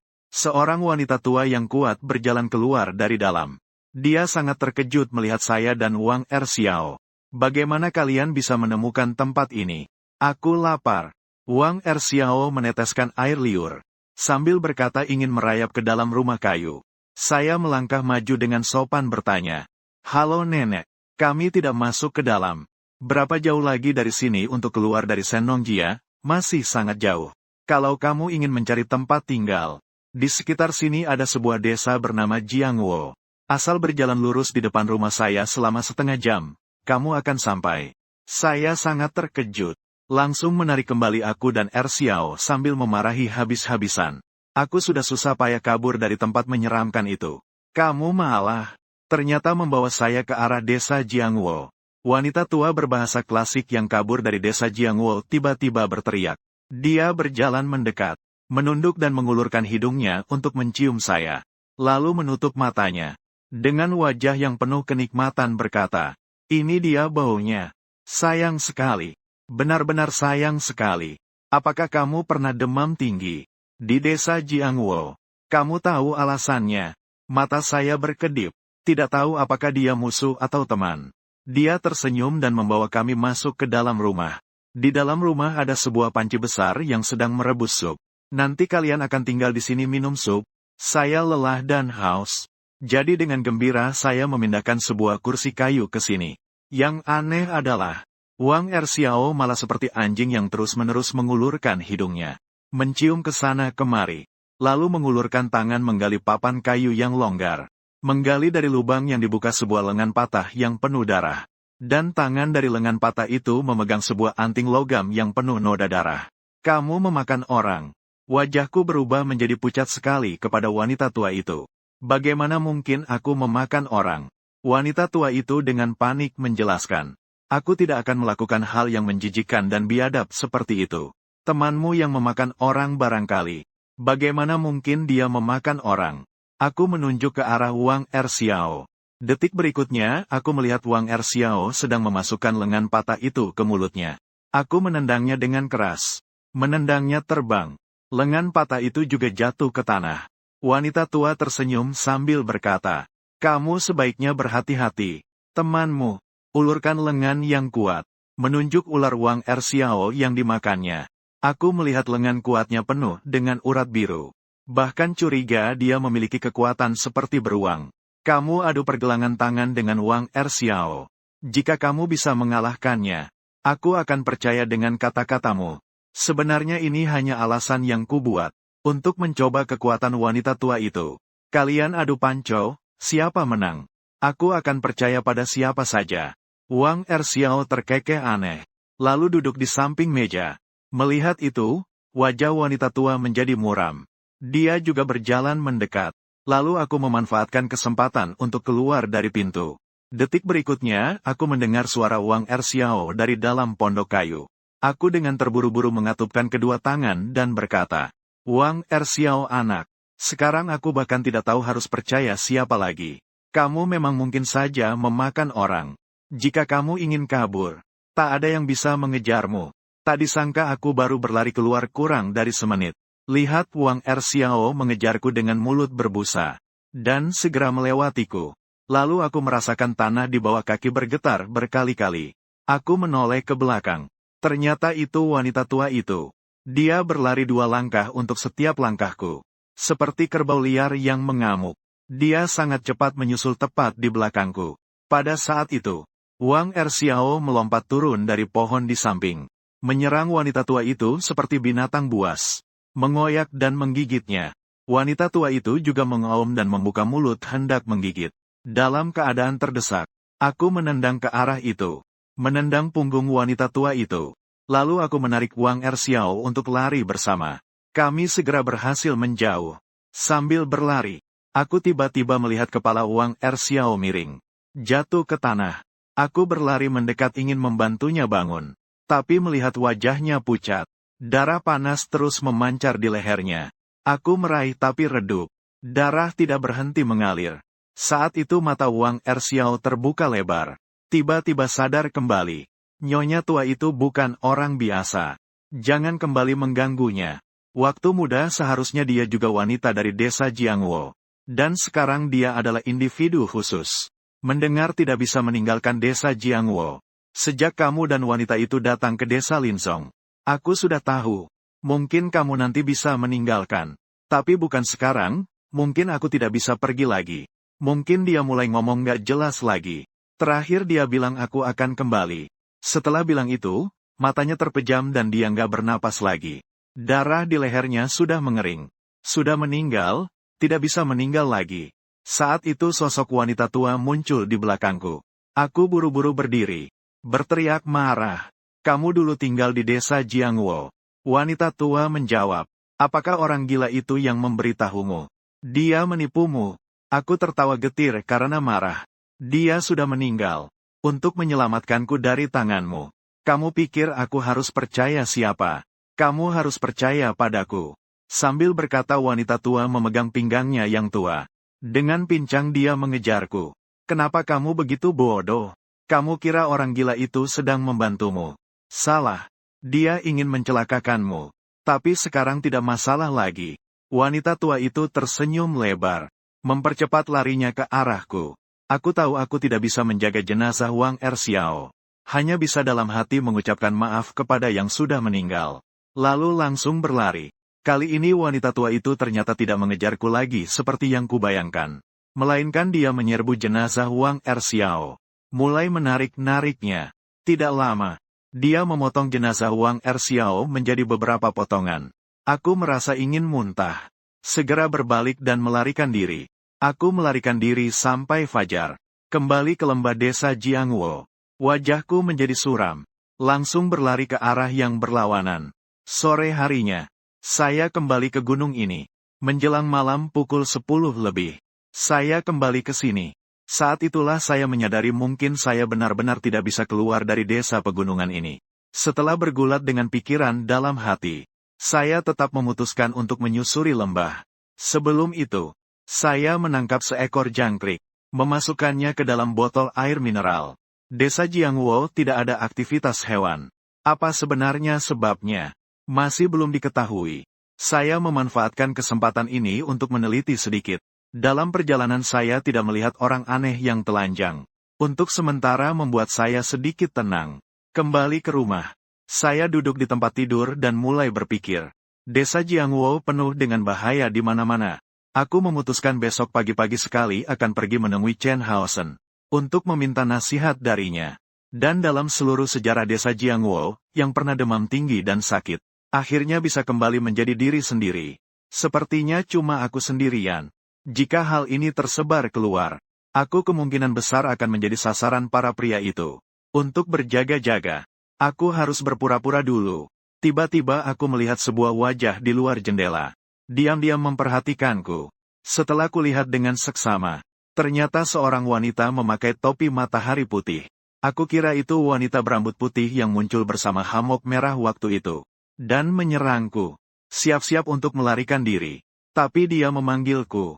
Kenapa kamu kembali? Suaranya tersendat-sendat. Aku dengan penuh semangat berbalik dan berlari menuju jendela. Dia malah mundur. Menjauh dari jendela.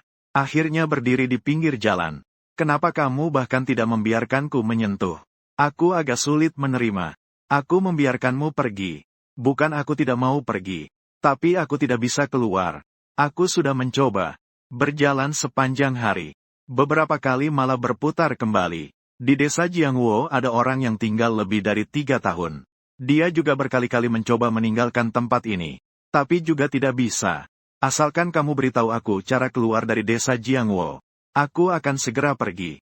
Dia terdiam sejenak saat mendengar itu. Sepertinya agak terkejut. Sebelum aku datang menemui kamu lagi. Jangan pernah berhubungan dengan wanita manapun di desa. Tolonglah. Aku bukan cemburu, tapi tidak ingin kamu mengalami kecelakaan lagi. Setelah berkata begitu Wang Yingxia berbalik dan berlari. Melihat itu aku memang sangat kecewa. Tapi aku tidak mengejarnya. Entah kenapa dia lari begitu cepat. Aku menutup jendela. Kembali ke tempat tidur. Ingin mengamati sedikit kondisi belalang sembah yang tertangkap di luar lembah. Maka aku mengambil botol air mineral kosong dari tas perjalanan. Botol.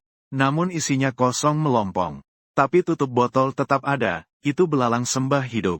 Bagaimana bisa tiba-tiba hilang? Apakah hewan lain juga seperti itu? Setelah masuk ke desa Jiangwo tiba-tiba menghilang tanpa sebab. Kalau manusia juga begitu. Bukankah itu sangat menakutkan? Pagi-pagi, saya membawa cangkul dan datang ke gubuk di luar desa. Saya melihat banyak pria sedang bekerja di ladang di kedua sisi, jauh. Selamat, kamu mendapatkan kehidupan baru. Mendengarnya saya buru-buru berpura-pura tersenyum aneh. Setelah beberapa saat, saya melihat Chen Haosen pergi. Saya mengikutinya sampai ke rumahnya.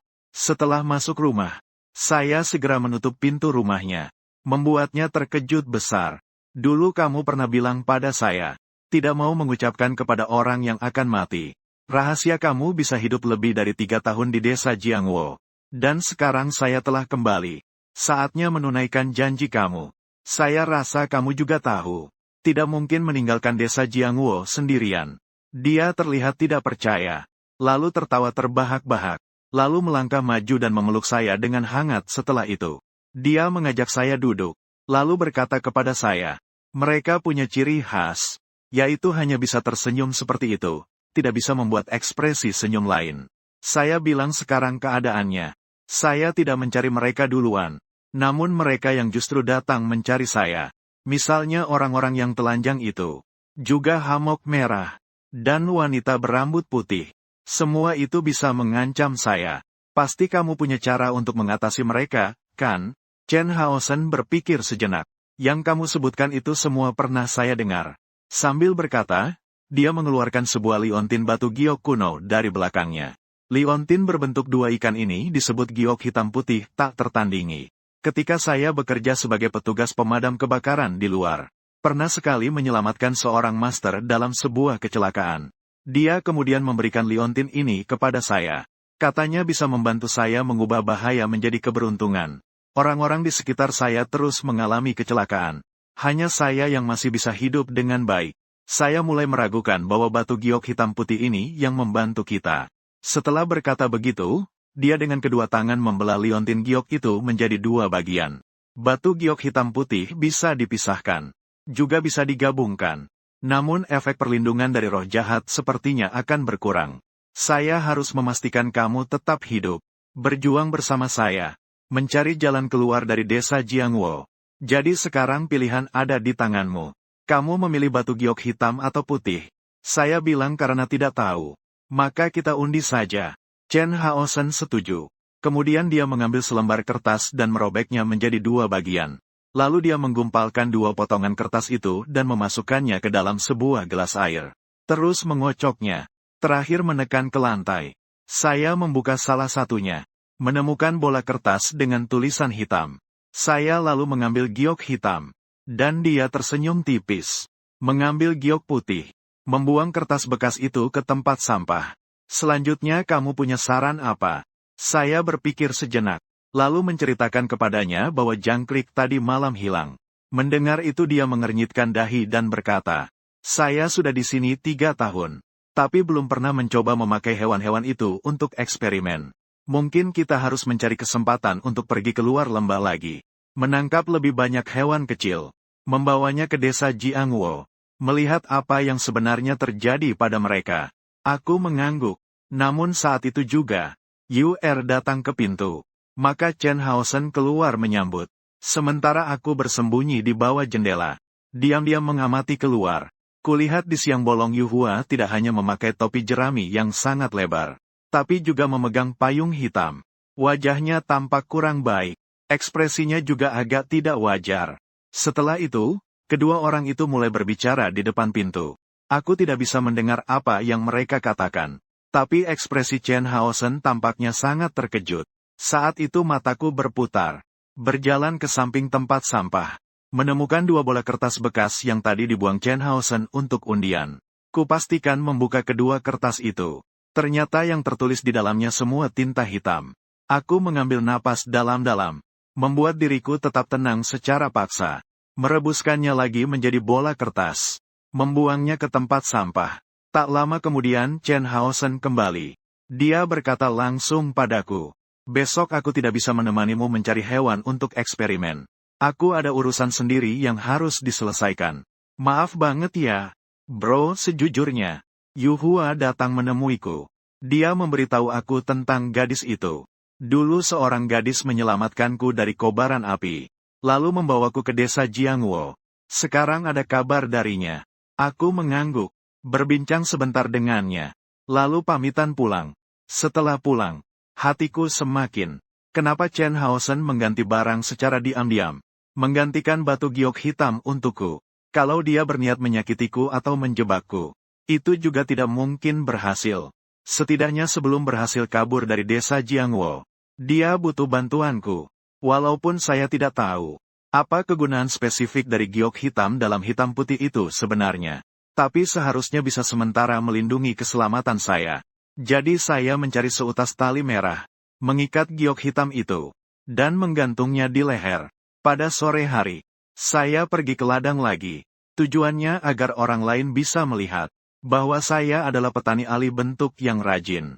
Menjelang senja, dari jalan kecil di luar desa perlahan datang seorang pria dan seorang wanita. Wanitanya sangat cantik. Pria di sampingnya adalah pria manis. Semuanya berpakaian merek terkenal. Pikir saya mungkin anak orang kaya yang ditipu dan dibawa ke sini. Kembali ke rumah. Saya memasak sedikit jagung untuk dimakan.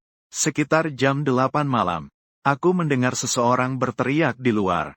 Saat aku mendengar, aku tahu itu adalah anak bangsawan bernama Huang Enchi. Untuk mengumpulkan lebih banyak informasi yang berguna, aku mengenakan pakaian dan bergegas keluar.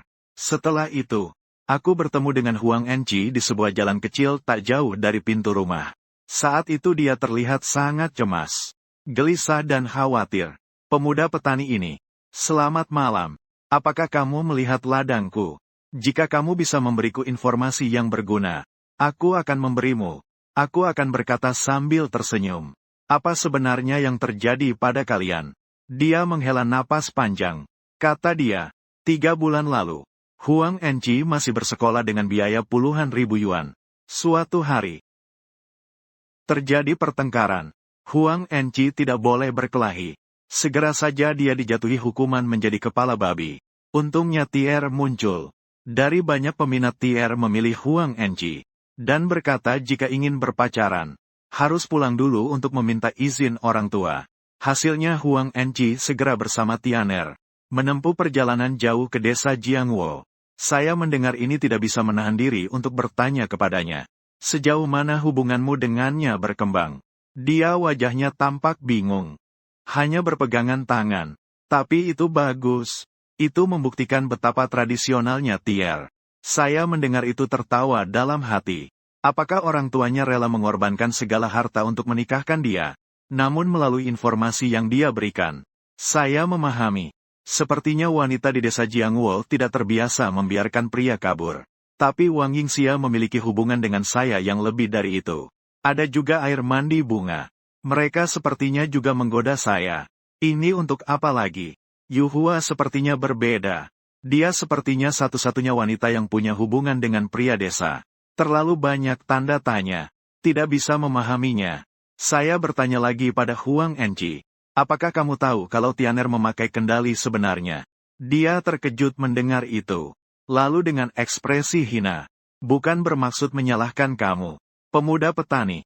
Kamu hidup di tempat yang terbelakang seperti ini. Pikiranmu terlalu konservatif. Asal kamu membantu aku memenuhi keinginan Tian.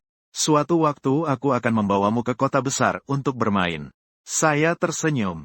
Sekarang bawa aku ke rumahmu untuk melihat-lihat. Dia buru-buru menunjukkan jalan untukku. Dan berkata hari ini Tianer membawaku kembali ke rumahnya. Dia bilang akan mandi, tapi kemudian menghilang.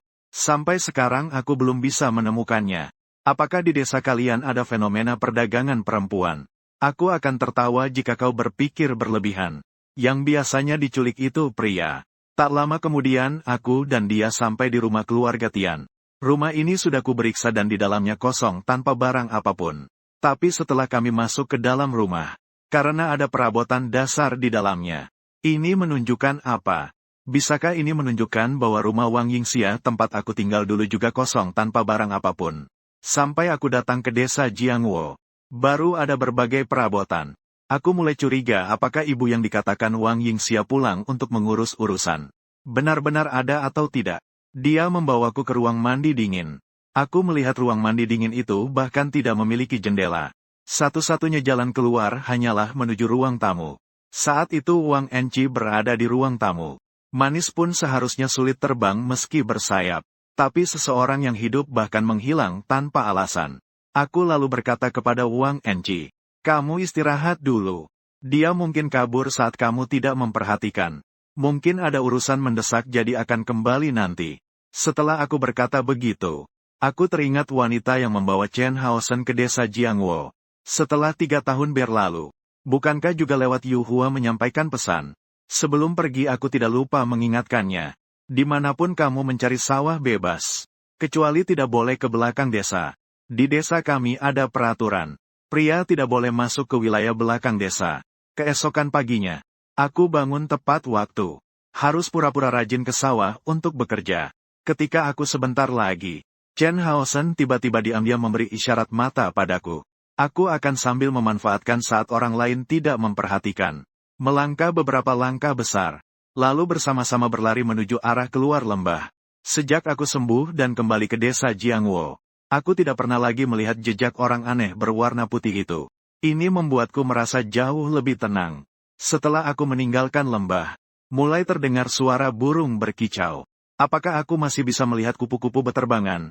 Sekarang sudah siang hari. Lebih mudah menangkap serangga. Jadi aku menangkap 10 belalang dengan berbagai ukuran. Dan memasukkan mereka ke dalam 10 botol air mineral kosong.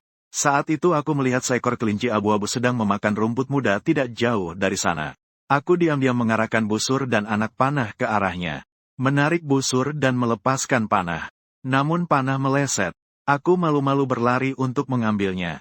Tiba-tiba melihat bayangan panjang miring. Berlindung di balik sebuah pohon besar di sebelah kanan saya. Saya segera mencabut pisau pemburu dan berlari ke arah sana. Tapi di balik pohon itu tidak ada siapa-siapa. Hanya ada beberapa helai rambut abu-abu dengan putih yang menempel di kulit kayu. Rambut panjang itu jelas milik seorang wanita.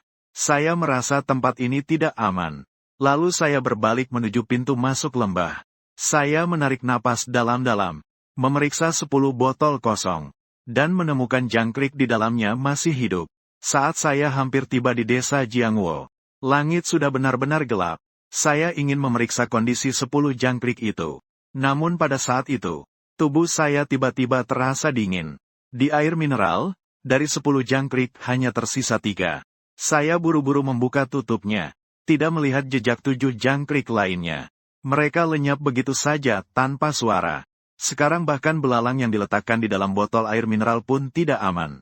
Saya lalu mengeluarkan ketiga belalang yang tersisa. Menggenggamnya dengan tangan kiri dan terus berjalan ke depan. Ketika saya kembali ke desa, secara refleks saya memeriksa tangan kiri saya. Namun menemukan ketiga belalang itu menghilang. Melalui eksperimen ini, saya memastikan hewan-hewan itu bukan tidak berani masuk ke desa Jiangwo. Namun setelah masuk ke desa Jiangwo mereka entah bagaimana menghilang. Tapi saya tidak tahu alasan mereka menghilang. Dan bagaimana cara mereka menghilang. Serta kemana mereka menghilang. Jika bisa menangkap hewan yang lebih besar sedikit, mungkin bisa melihatnya lebih jelas. Setelah makan jagung tumis untuk makan malam, saya agak merasa tidak tenang. Chen Haosen kemudian ingin berkunjung ke rumahnya.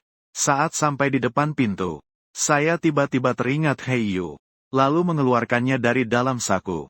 Menyentuhnya dingin sampai ke tulang. Menurut kata Chen Haosen, meskipun giok hitam putih tak tertandingi terbelah menjadi 2. Tapi setiap bagian masih memiliki fungsi pengusir setan. Aku ternyata selalu memakai bagian hitam. Tapi kenapa di jalan pulang tadi, aku mengalami fenomena seperti kerasukan. Tubuh tiba-tiba merasa dingin. Dengan pertanyaan seperti itu, aku pergi ke rumah Chen Haosen. Aku naik ke pagar rumahnya, dan menemukan di dalam sangat sepi. Aku melompat dari tembok halaman, mencari di seluruh rumahnya tapi tidak menemukan apapun. Kembali ke halaman, aku tiba-tiba teringat ada gudang alat. Masuk ke gudang alat, tiba-tiba melihat seolah-olah ada tulisan darah di dinding. Dan noda darahnya belum kering. Dan tulisan darah hanya berisi 2 kata. Apa palsu, apa palsu. Aku tidak bisa menebak apa artinya ini. Apakah ini ditulis oleh Chen Haosen? Aku juga masih belum tahu. Aku curiga dia mengalami masalah. Tapi berpikir dia sudah lama tinggal di desa Jiangwo tanpa masalah. Seharusnya dia bisa melindungi dirinya sendiri. Jadi aku pun meninggalkan rumahnya. Keesokan paginya aku langsung datang. Melihat dia sedang menggosok gigi di halaman. Dia tidak menyebutkan tentang tulisan darah di gudang alat. Aku yakin dia pasti tahu. Tapi aku juga tidak menyebutkannya. Aku menanyakan bagaimana urusan itu berjalan. Dia dengan bingung mengatakan padaku, ada beberapa hal yang harus dikonfirmasi lagi. Wanita yang menyelamatkannya bernama Silan Mei. Aku merasa tidak bisa mendapatkan informasi apa-apa. Maka aku menceritakan tentang lenyapnya 10 belalang secara tiba-tiba. Dia berkata dengan sangat cemas. Begini saja. Hari ini aku akan pergi menangkap hewan bersamamu. Waktu siang, aku bertemu rahasia dengan Chen Haosen di bawah sebuah pohon besar di jalan kecil di luar desa. Wajahnya terlihat pucat tidak normal. Aku tidak bertanya banyak. Kami dengan lancar meninggalkan lembah. Selama itu kami tetap sesuai rencana menangkap puluhan belalang. Memasukkannya ke dalam botol air mineral. Kami juga menangkap seekor kelinci. 2 katak kecil. Setelah aku dan dia masing-masing menyimpan 1, kami mulai pulang. Tapi akhirnya tersesat. Chen Haosen berkata dengan wajah takut. Begitulah. Meski aku sudah tinggal di desa Jiangwo selama 3 tahun. Aku masih bisa tersesat. Aku bertanya kagum. Apa mungkin ada kekuatan misterius yang tersembunyi? Apakah memengaruhi rasa arah kita? Dia ingin menggigit giginya sejenak. Seharusnya ada kekuatan yang menghalangi kita meninggalkan Senongjia. Dan akhirnya kekuatan itu akan membimbing kita kembali ke lembah. Aku menghela napas pelan. Baru berjalan beberapa langkah. Di bawah sebuah pohon besar tak jauh dari situ. Ada sebuah bayangan memanjang miring. Memanjang dari belakang pohon itu. Memanjang sampai di bawah kaki kita. Chen Haosen tegang menarik busur dan memasang tali busur. Dengan suara, "Bret," dia melepas sebuah panah. Kemudian kami terkejut menemukan bayangan memanjang itu hilang. Kami segera berlari ke sana. Tidak melihat sosok siapapun di sekitar. Akhirnya menemukan beberapa helai rambut abu-abu putih yang jatuh di tanah. Aku memungut sehelai rambut. Kemudian menariknya dengan kuat. Dengan sangat sulit aku bisa mencabut sehelai rambut itu. Apakah ini masih rambut manusia? Lalu aku dan dia berlari dengan gila. Benar-benar lari kembali ke lembah. Kami memastikan burung kecil itu masih hidup. Lalu mengikat salah satu kakinya dengan tali. Membiarkan Chen Haosen memegangnya. Setelah itu, aku dan dia masing-masing memegang 1 katak kecil. Lalu memeriksa belalang yang tertangkap. Masing-masing memegang kaki dan tangan di tangan kiri. Sambil berjalan sambil mengamati kondisi hewan-hewan itu. Aku memegang belalang dan katak, kedua telapak tanganku mengeluarkan dingin. Beberapa saat kemudian tubuhku bergetar secara aneh. Aku segera mengingatkan Chen Haosen. Harus selalu memperhatikan tenaga di tangan kita. Dia bilang jangan khawatir. Aku memegang mereka. Namun tidak kusangka setelah kata-katanya keluar. Belalang di tanganku menghilang. Lalu merasa katak di tangan kanan berjuang. Aku agak panik, karena tangan saya kesemutan. Tidak bisa dikendalikan dengan leluasa. Kami segera mempercepat langkah dan berlari ke arah desa. Setelah beberapa saat, tangan kami kembali normal. Segera membuka, dan menemukan kosong melompong. Burung kecil yang tadinya di bahu juga hilang tanpa jejak. Kami berdua segera berlari kembali untuk mencari. Menemukan jejak darah di tanah berlumpur. Di jejak darah itu juga ada sedikit bulu coklat kekuningan. Itu milik burung kecil tadi. Mata saya berkedip, lalu berkata kepadanya, hari ini hasil kita sangat besar. Kita tidak merasakan hilangnya belalang. Ini menunjukkan mereka hampir tidak melakukan perlawanan dan langsung mati.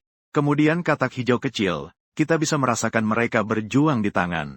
Sayangnya karena tangan kesemutan. Tidak bisa membuka dan mengamati situasi secara detail. Pada burung kecil berikutnya jadi semakin jelas.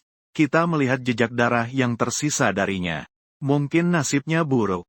Ini menjelaskan bahwa semakin tinggi tingkat spesiesnya, perlawanan akan semakin kuat. Chen Haosen mengangguk. Saya juga merasa begitu. Lain kali kita sebaiknya mencari mamalia tingkat tinggi untuk percobaan. Apa hewan mamalia tertinggi? Saya sengaja bertanya. Tentu saja kita, manusia. Jadi kita bisa tinggal cukup lama di desa Jiangwo. Tapi suatu hari nanti, kita yang hidup juga akan menghilang secara misterius. Fakta sudah membuktikan.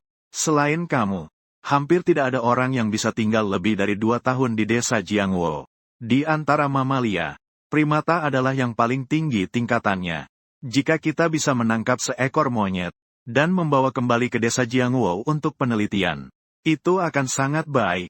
Dia mendengar itu lalu mengepalkan tinju. Maka kita harus lebih banyak bersiap-siap. Senongjia penuh dengan monyet liar. Tapi agak jauh dari desa Jiangwo. Kita perlu berangkat lebih awal. Besok pagi begitu fajar menyingsing kita berangkat. Setelah saya mencapai kesepakatan dengannya, saya terus berjalan kembali. Saat saya hampir sampai di depan pintu rumah, tiba-tiba saya melihat di rumah tetangga Yu Hua. Terdapat satu pancaran cahaya putih di udara di atas halaman. Melalui celah pintu saya melihat Yu Hua mengikat si Dalong pada sebuah tiang, sambil memegang cambuk dan terus memukul. Si Dalong, di mulutnya menggigit sebuah senter. Bukankah itu senter milikku? Melihat itu saya langsung merasa sedih. Mereka sudah bermain hampir 1 jam. Akhirnya Yu Hua dengan puas membuka pintu halaman, dan berjalan keluar, menghilang dalam kegelapan malam yang luas. Aku sudah tahu rumah ini hanya digunakan Yu Hua untuk menutupi sesuatu. Sebenarnya ia sama sekali tidak tinggal di sini. Si Dalong seperti binatang yang dikeluarkan dari air. Perlahan berdiri, menuju keluar. Sepertinya ia terluka cukup parah. Namun belum sampai tingkat berubah menjadi makhluk lain. Kelihatannya Yu Hua melakukannya dengan takaran yang tepat. Aku selalu tidak mengerti apa sebenarnya hubungan antara si Dalong dan Yu Hua. Tapi ada satu hal yang pasti, bahwa si Dalong adalah pria setelah Chen Haosen, yang sudah tinggal paling lama di desa Jiangwo. Aku mengikutinya. Melihat dia berjalan, aku memanjat masuk ke sebuah rumah, mencari karung goni, mengejar si Dalong, menggunakan karung untuk menutupi wajahnya, memukul dan menendangnya dengan serangan bertubi-tubi, merebut kembali senter saya, lalu melarikan diri. Keesokan harinya, di desa, Chen Haosen menggunakan pengeras suara untuk menyampaikan bahwa si Dalong mengalami kecelakaan. Demam tinggi. Sebagian besar orang datang ke rumah si Dalong. Chen Haosen berkata sebelum fajar. Si Dalong sendiri datang mencari dia untuk diperiksa. Saat itu kondisi si Dalong lebih baik daripada sekarang. Tapi dia sudah mencoba berbagai cara tetap tidak bisa menurunkan suhunya. Si Dalong tidak bisa diselamatkan. Mungkin harus mengeras. Itu adalah kesepakatan semua orang. Tiba-tiba si Dalong dengan susah payah membuka matanya. Dia sepertinya masih bisa mempertahankan kesadaran diri. Seseorang dengan terkejut bertanya, "Bros Dragon, apakah kamu diserang diam-diam oleh seseorang atau apa?" Dia berkata dengan ekspresi canggung, "Saya tidak sengaja terjatuh ke dalam semak berduri. Terluka sehingga menyebabkan infeksi." Saya merasa sangat terkejut. Tidak menyangka si Dalong ternyata menyembunyikan kejadian tadi malam. Nanti kita semua akan berpisah. Menjelang matahari terbenam, saya tiba-tiba mendengar seseorang berteriak dengan megafon di desa. Cepat ke rumah Kak Long untuk melihat. Lihat keajaiban matahari terbit dari arah barat. Si Dalong. Seharusnya. Sekarang dia seharusnya sudah mengalami perubahan. Terlihat si Dalong berdiri di halaman. Dengan penampilan seperti baru sembuh dari penyakit berat. Dia menunjukkan wajah seperti sapu pel. Sekarang aku akan memberitahu kalian semua cara menghilangkan perubahan itu. Asalkan keluar dari lembah sebelum perubahan selesai, itu sudah cukup. Dan aku juga bukan orang pertama yang berhasil. Sebelum saya, ada orang lain. Si Dalong. Setelah bicara, dia mengulurkan tangan dan menunjuk ke arah saya. Benar. Si Dalong terinspirasi dari saya. Berhasil menghilangkan api asing. Sejak itu, semua orang bisa memilih dengan bebas. Kalau suatu saat ada yang demam tinggi, masih ingin mempertahankan diri sendiri, Maka pergilah keluar dari lembah sebentar. Segalanya akan kembali seperti semula. Saat itu Chen Haosen maju ke depan. Bagaimanapun juga bisa menghilangkan transformasi asing. Bagaimanapun itu hal yang baik bagi kita. Jika semua orang mau melakukannya, itu kan mudah. Pergi ke semak berduri di jalan kecil luar desa dan berguling-guling beberapa kali. Saya jamin setelah kalian kembali tidak lama akan demam tinggi satu persatu. Setelah dia berkata begitu, orang lain saling bertukar pandang. Kemudian Chen Haosen tiba-tiba mengambil sebuah tongkat kayu. Dengan terus-menerus memukul kepalanya sendiri. Seketika meninggalkan sebuah luka merah menyala. Semua orang terpaku melihatnya. Beberapa saat kemudian, wajahnya pun ternoda darah segar. Membuktikan ucapan Si Yuan juga sederhana. Luka seperti ini pasti membuat saya tidak tahan dan terinfeksi. Saat itu saya akan demam tinggi. Mohon semua orang mengantarkan saya pergi. Bukit akan mengetahui yang benar dan yang palsu. Saya khawatir ada yang akan memanfaatkan kesempatan untuk menjatuhkan saya. Maka saya berteriak. Semua orang harus terus mengawasi Chen Haosen. Selain makan, minum, dan buang air, tidak boleh meninggalkan sisinya. Hingga menjelang sore hari, Chen Haosen mulai mengalami demam tinggi. Saya dan si Dalong pribadi menggendongnya dan berlari keluar dari rumah. Di belakang, hampir semua pria di desa ikut datang. Akhirnya sampai di luar lembah sebelum gelap. Chen Haosen dengan bantuan kami, perlahan berbaring di rumput. Saat sinar bulan menyinari, Chen Haosen menjadi penuh semangat lagi. Demam tinggi yang dialaminya sedikit mereda. Orang-orang yang melihat menjadi bersemangat. Tiba-tiba seseorang berkata, Bing Zai dan Zhang Hu hilang.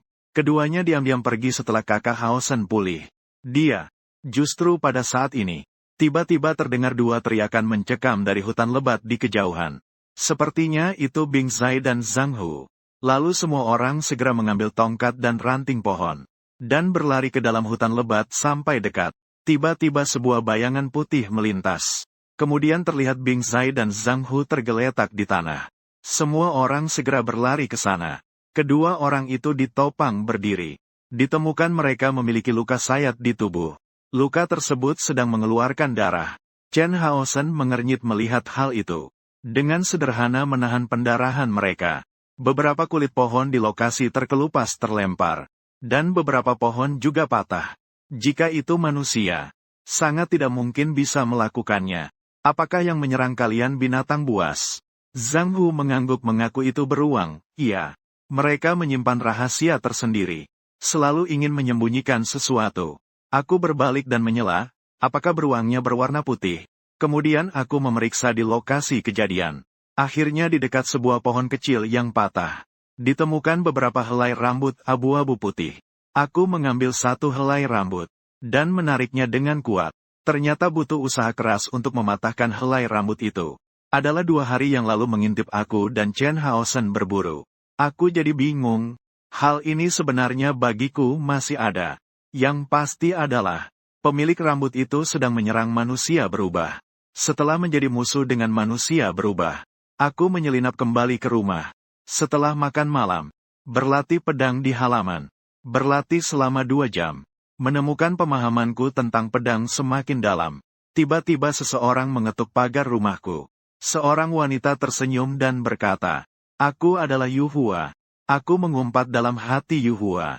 Wanita ini datang padaku pasti ada maksud buruk. Aku tidak mau mengacuhkannya. Langsung masuk ke kamar. Setelah kembali ke kamar tidur, mendengar suara dentuman. Jendela didorong terbuka. Hujan bunga tiba-tiba melompat dari jendela. Masuk ke kamar tidurku. Tiba-tiba memelukku.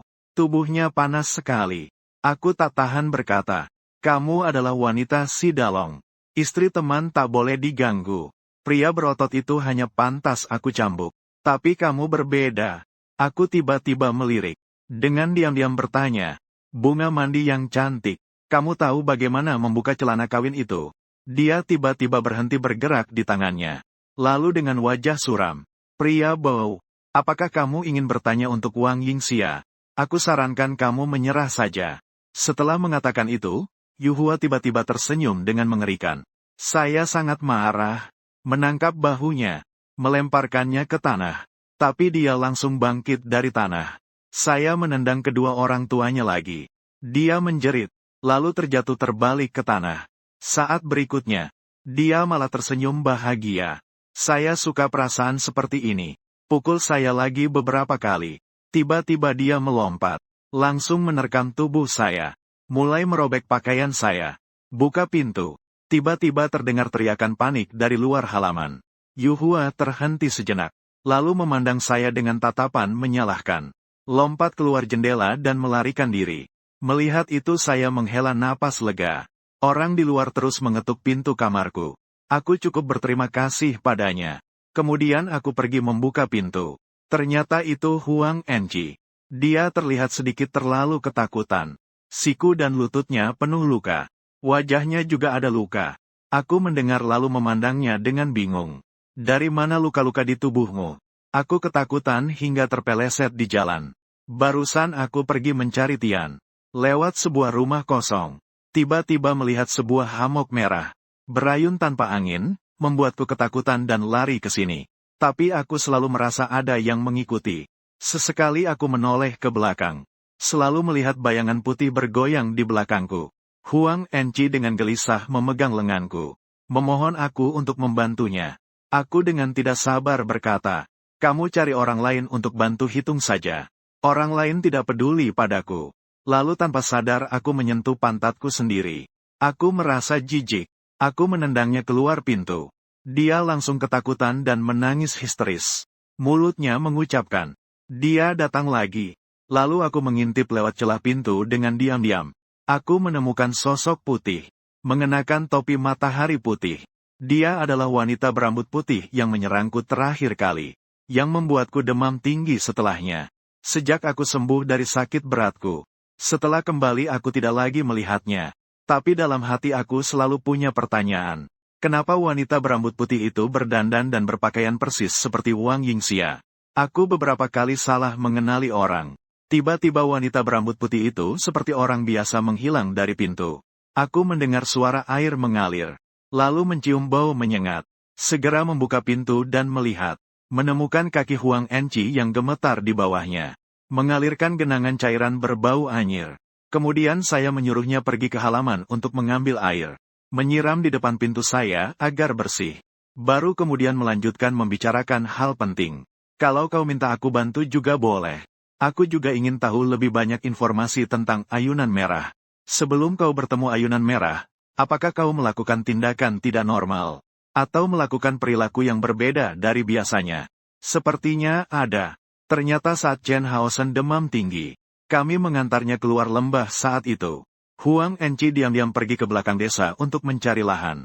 Dia diam-diam pergi ke belakang desa. Di belakang desa dia menemukan klan Ancestral Hall. Lalu masuk dan memeriksa sebentar. Sekaligus memakan buah yang biasa dipersembahkan. Lalu dia menemukan deretan nisan tidak jauh dari situ. Tapi tidak berani mendekat. Lalu dia mencari Tian di sekitar. Tidak ditemukan. Terakhir saat dia hendak pulang. Ditemukan oleh seorang wanita. Adalah seorang wanita bernama Blueberry. Menemukan dia, Blueberry. Aku mendengar ini lalu mengerutkan kening. Wanita yang tidak ditemui selama 3 tahun. Huang Enci tampak bingung. Nona Blueberry lembut dan bijaksana. Tahu bahwa dia melanggar aturan. Masuk ke kelenteng secara sembunyi-sembunyi. Tapi secara sukarela menutupinya untuknya. Menyuruhnya segera pergi. Dan menasihatinya untuk tidak datang lagi. Pengalaman Huang Enci ini mirip dengan milikku. Waktu itu aku juga diam-diam pergi ke kelenteng. Tapi di tengah jalan ditemukan oleh Sui. Sui juga menunjukkan sikap lembut dan lapang dada. Lepaskan aku. Dan sembunyikan untukku. Sekarang Huang Enci juga bertemu dengan hamok merah. Dengar-dengar siapapun yang berani melanggar aturan. Akan diusir selamanya dari desa Jiangwo jika memasuki klan Hall. Sekarang aku mulai meragukan cara pengusiran mereka. Apakah dilakukan melalui hamok merah itu? Begitu hamok merah muncul. Wanita berambut putih itu menjadi aktif. Aku memutuskan untuk membawanya menemui Chen Haosen. Semoga bisa menemukan solusi. Sepanjang jalan sosok putih itu muncul dan hilang di bawah Huang Enci. Sepanjang jalan kakiku menjadi lemas. Aku menyeret dan mendorongnya dengan susah payah. Akhirnya berhasil membawanya ke depan rumah Chen Haosen. Saat itu sudah pukul 11 malam. Kebetulan melihat Chen Haosen keluar rumah. Lalu aku memberitahunya tentang Huang Enci yang diam-diam masuk ke Clan Hall. Apa hubungannya? Chen Haosen berkata, itu urusannya. Blueberry sebagai wanita di desa. Dia juga menjalankan tugasnya dengan setia. Dia bisa membiarkan anak itu pergi. Menunjukkan dia adalah orang yang baik. Setelah berkata, dia dengan mantap berjalan keluar dari halaman. Aku menatap dengan teguh punggung Chen Haosen yang menghilang dalam kegelapan. Selalu merasa aku dan dia mulai muncul sedikit retakan. Tapi sebelum dia pergi, aku melihat dia menggantungkan giok putih di dadanya. Setidaknya membuatku merasa sedikit tenang. Tiba-tiba Huang Enci mengeluarkan teriakan tajam. Aku tersadar, melihat bayangan putih menangkap Huang Enci dan melompat ke atap. Dengan lancar membawa pergi Huang Enci. Memanfaatkan sinar bulan yang terang. Aku menemukan pelakunya adalah seorang wanita. Berambut putih di bawahnya. Aku mengejar sebentar. Masih kehilangan jejaknya. Saya selalu tidak mengerti. Jika ingin menghukum pelanggar aturan, orang yang masuk ke desa belakang, cukup wanita berambut putih yang turun tangan. Kenapa masih ada hamok merah muncul? Apa sebenarnya wanita berambut putih yang sangat kuat itu? Keesokan harinya aku berdoa agar Huang Enci tidak terjadi apa-apa. Tapi sudah mencari ke seluruh desa. Tidak pernah menemukannya lagi. Selain aku, tidak ada yang peduli hidup mati Huang Enci. Datang ke rumah Chen Haosen. Huang Enci diculik oleh wanita berambut putih. Dia mendengar lalu melambaikan tangan. Dengan ekspresi tidak terlalu peduli. Tidak penting. Segera aku bisa meninggalkan desa Jiangwo. Apakah ada hubungannya dengan cara dan blueberry yang kamu lihat tadi malam? Dia mendengar lalu melambaikan tangan. Menandakan aku pergi. Banyak rahasia Chen Haosen. Dia sepertinya sengaja menjauh dariku. Apa sebenarnya yang mengubahnya dalam waktu yang sangat singkat? Aku berjalan sambil berpikir. Tak lama kemudian aku melihat Huang Enci sedang tergeletak di depan pintu halaman rumahnya. Aku terkejut bertanya, bagaimana kamu bisa kembali? Bagaimana kamu kembali? Dia berjuang untuk berdiri. Dengan wajah bingung berkata tidak berhenti. Aku hanya samar-samar ingat kamu bisa membantuku. Jadi aku berjalan dengan bingung ke sini. Apa? Kamu lupa ingatan? Sialan. Aku menjulurkan tangan untuk meraba dahinya. Panas sekali. Tak lama kemudian, semua pria di desa berkumpul di halaman rumahku. Memanggil 5 atau 6 pria untuk mengangkat Huang Enci. Mereka berlari dengan cepat ke arah luar lembah. Kami kembali menempuh perjalanan selama 10 menit lebih. Akhirnya kami berhasil mengangkat Huang Enci keluar dari lembah. Semua orang mengangkatnya ke bawah naungan pohon untuk istirahat. Mengamati kondisinya. Setelah beberapa saat, demam tingginya mulai mereda. Tiba-tiba Huang Enci duduk tegak. Membuka matanya. Tapi sepertinya matanya kehilangan pupil. Hanya terlihat putih seluruhnya. Dia tiba-tiba berdiri dan berlari secepat kilat. Dan aku mengikuti tanpa menoleh ke belakang masuk ke hutan lebat. Aku menemukan Huang Enci berlari secepat babi hutan. Di sepanjang jalan dia bahkan menabrak dan mematahkan beberapa pohon kecil. Di sampingku kosong melompong. Tidak ada satupun bayangan orang. Baru aku tahu penduduk desa lainnya tidak ikut datang. Tetapi Huang Enci tiba-tiba berhenti berlari. Dia perlahan menengok ke belakang. Seperti sedang melambaikan tangan kepadaku. Memintaku untuk mengikutinya. Lalu dia membuka mulut dan berkata dengan tenang. Ikut aku. Kalau tidak ikut, kamu akan menyesal.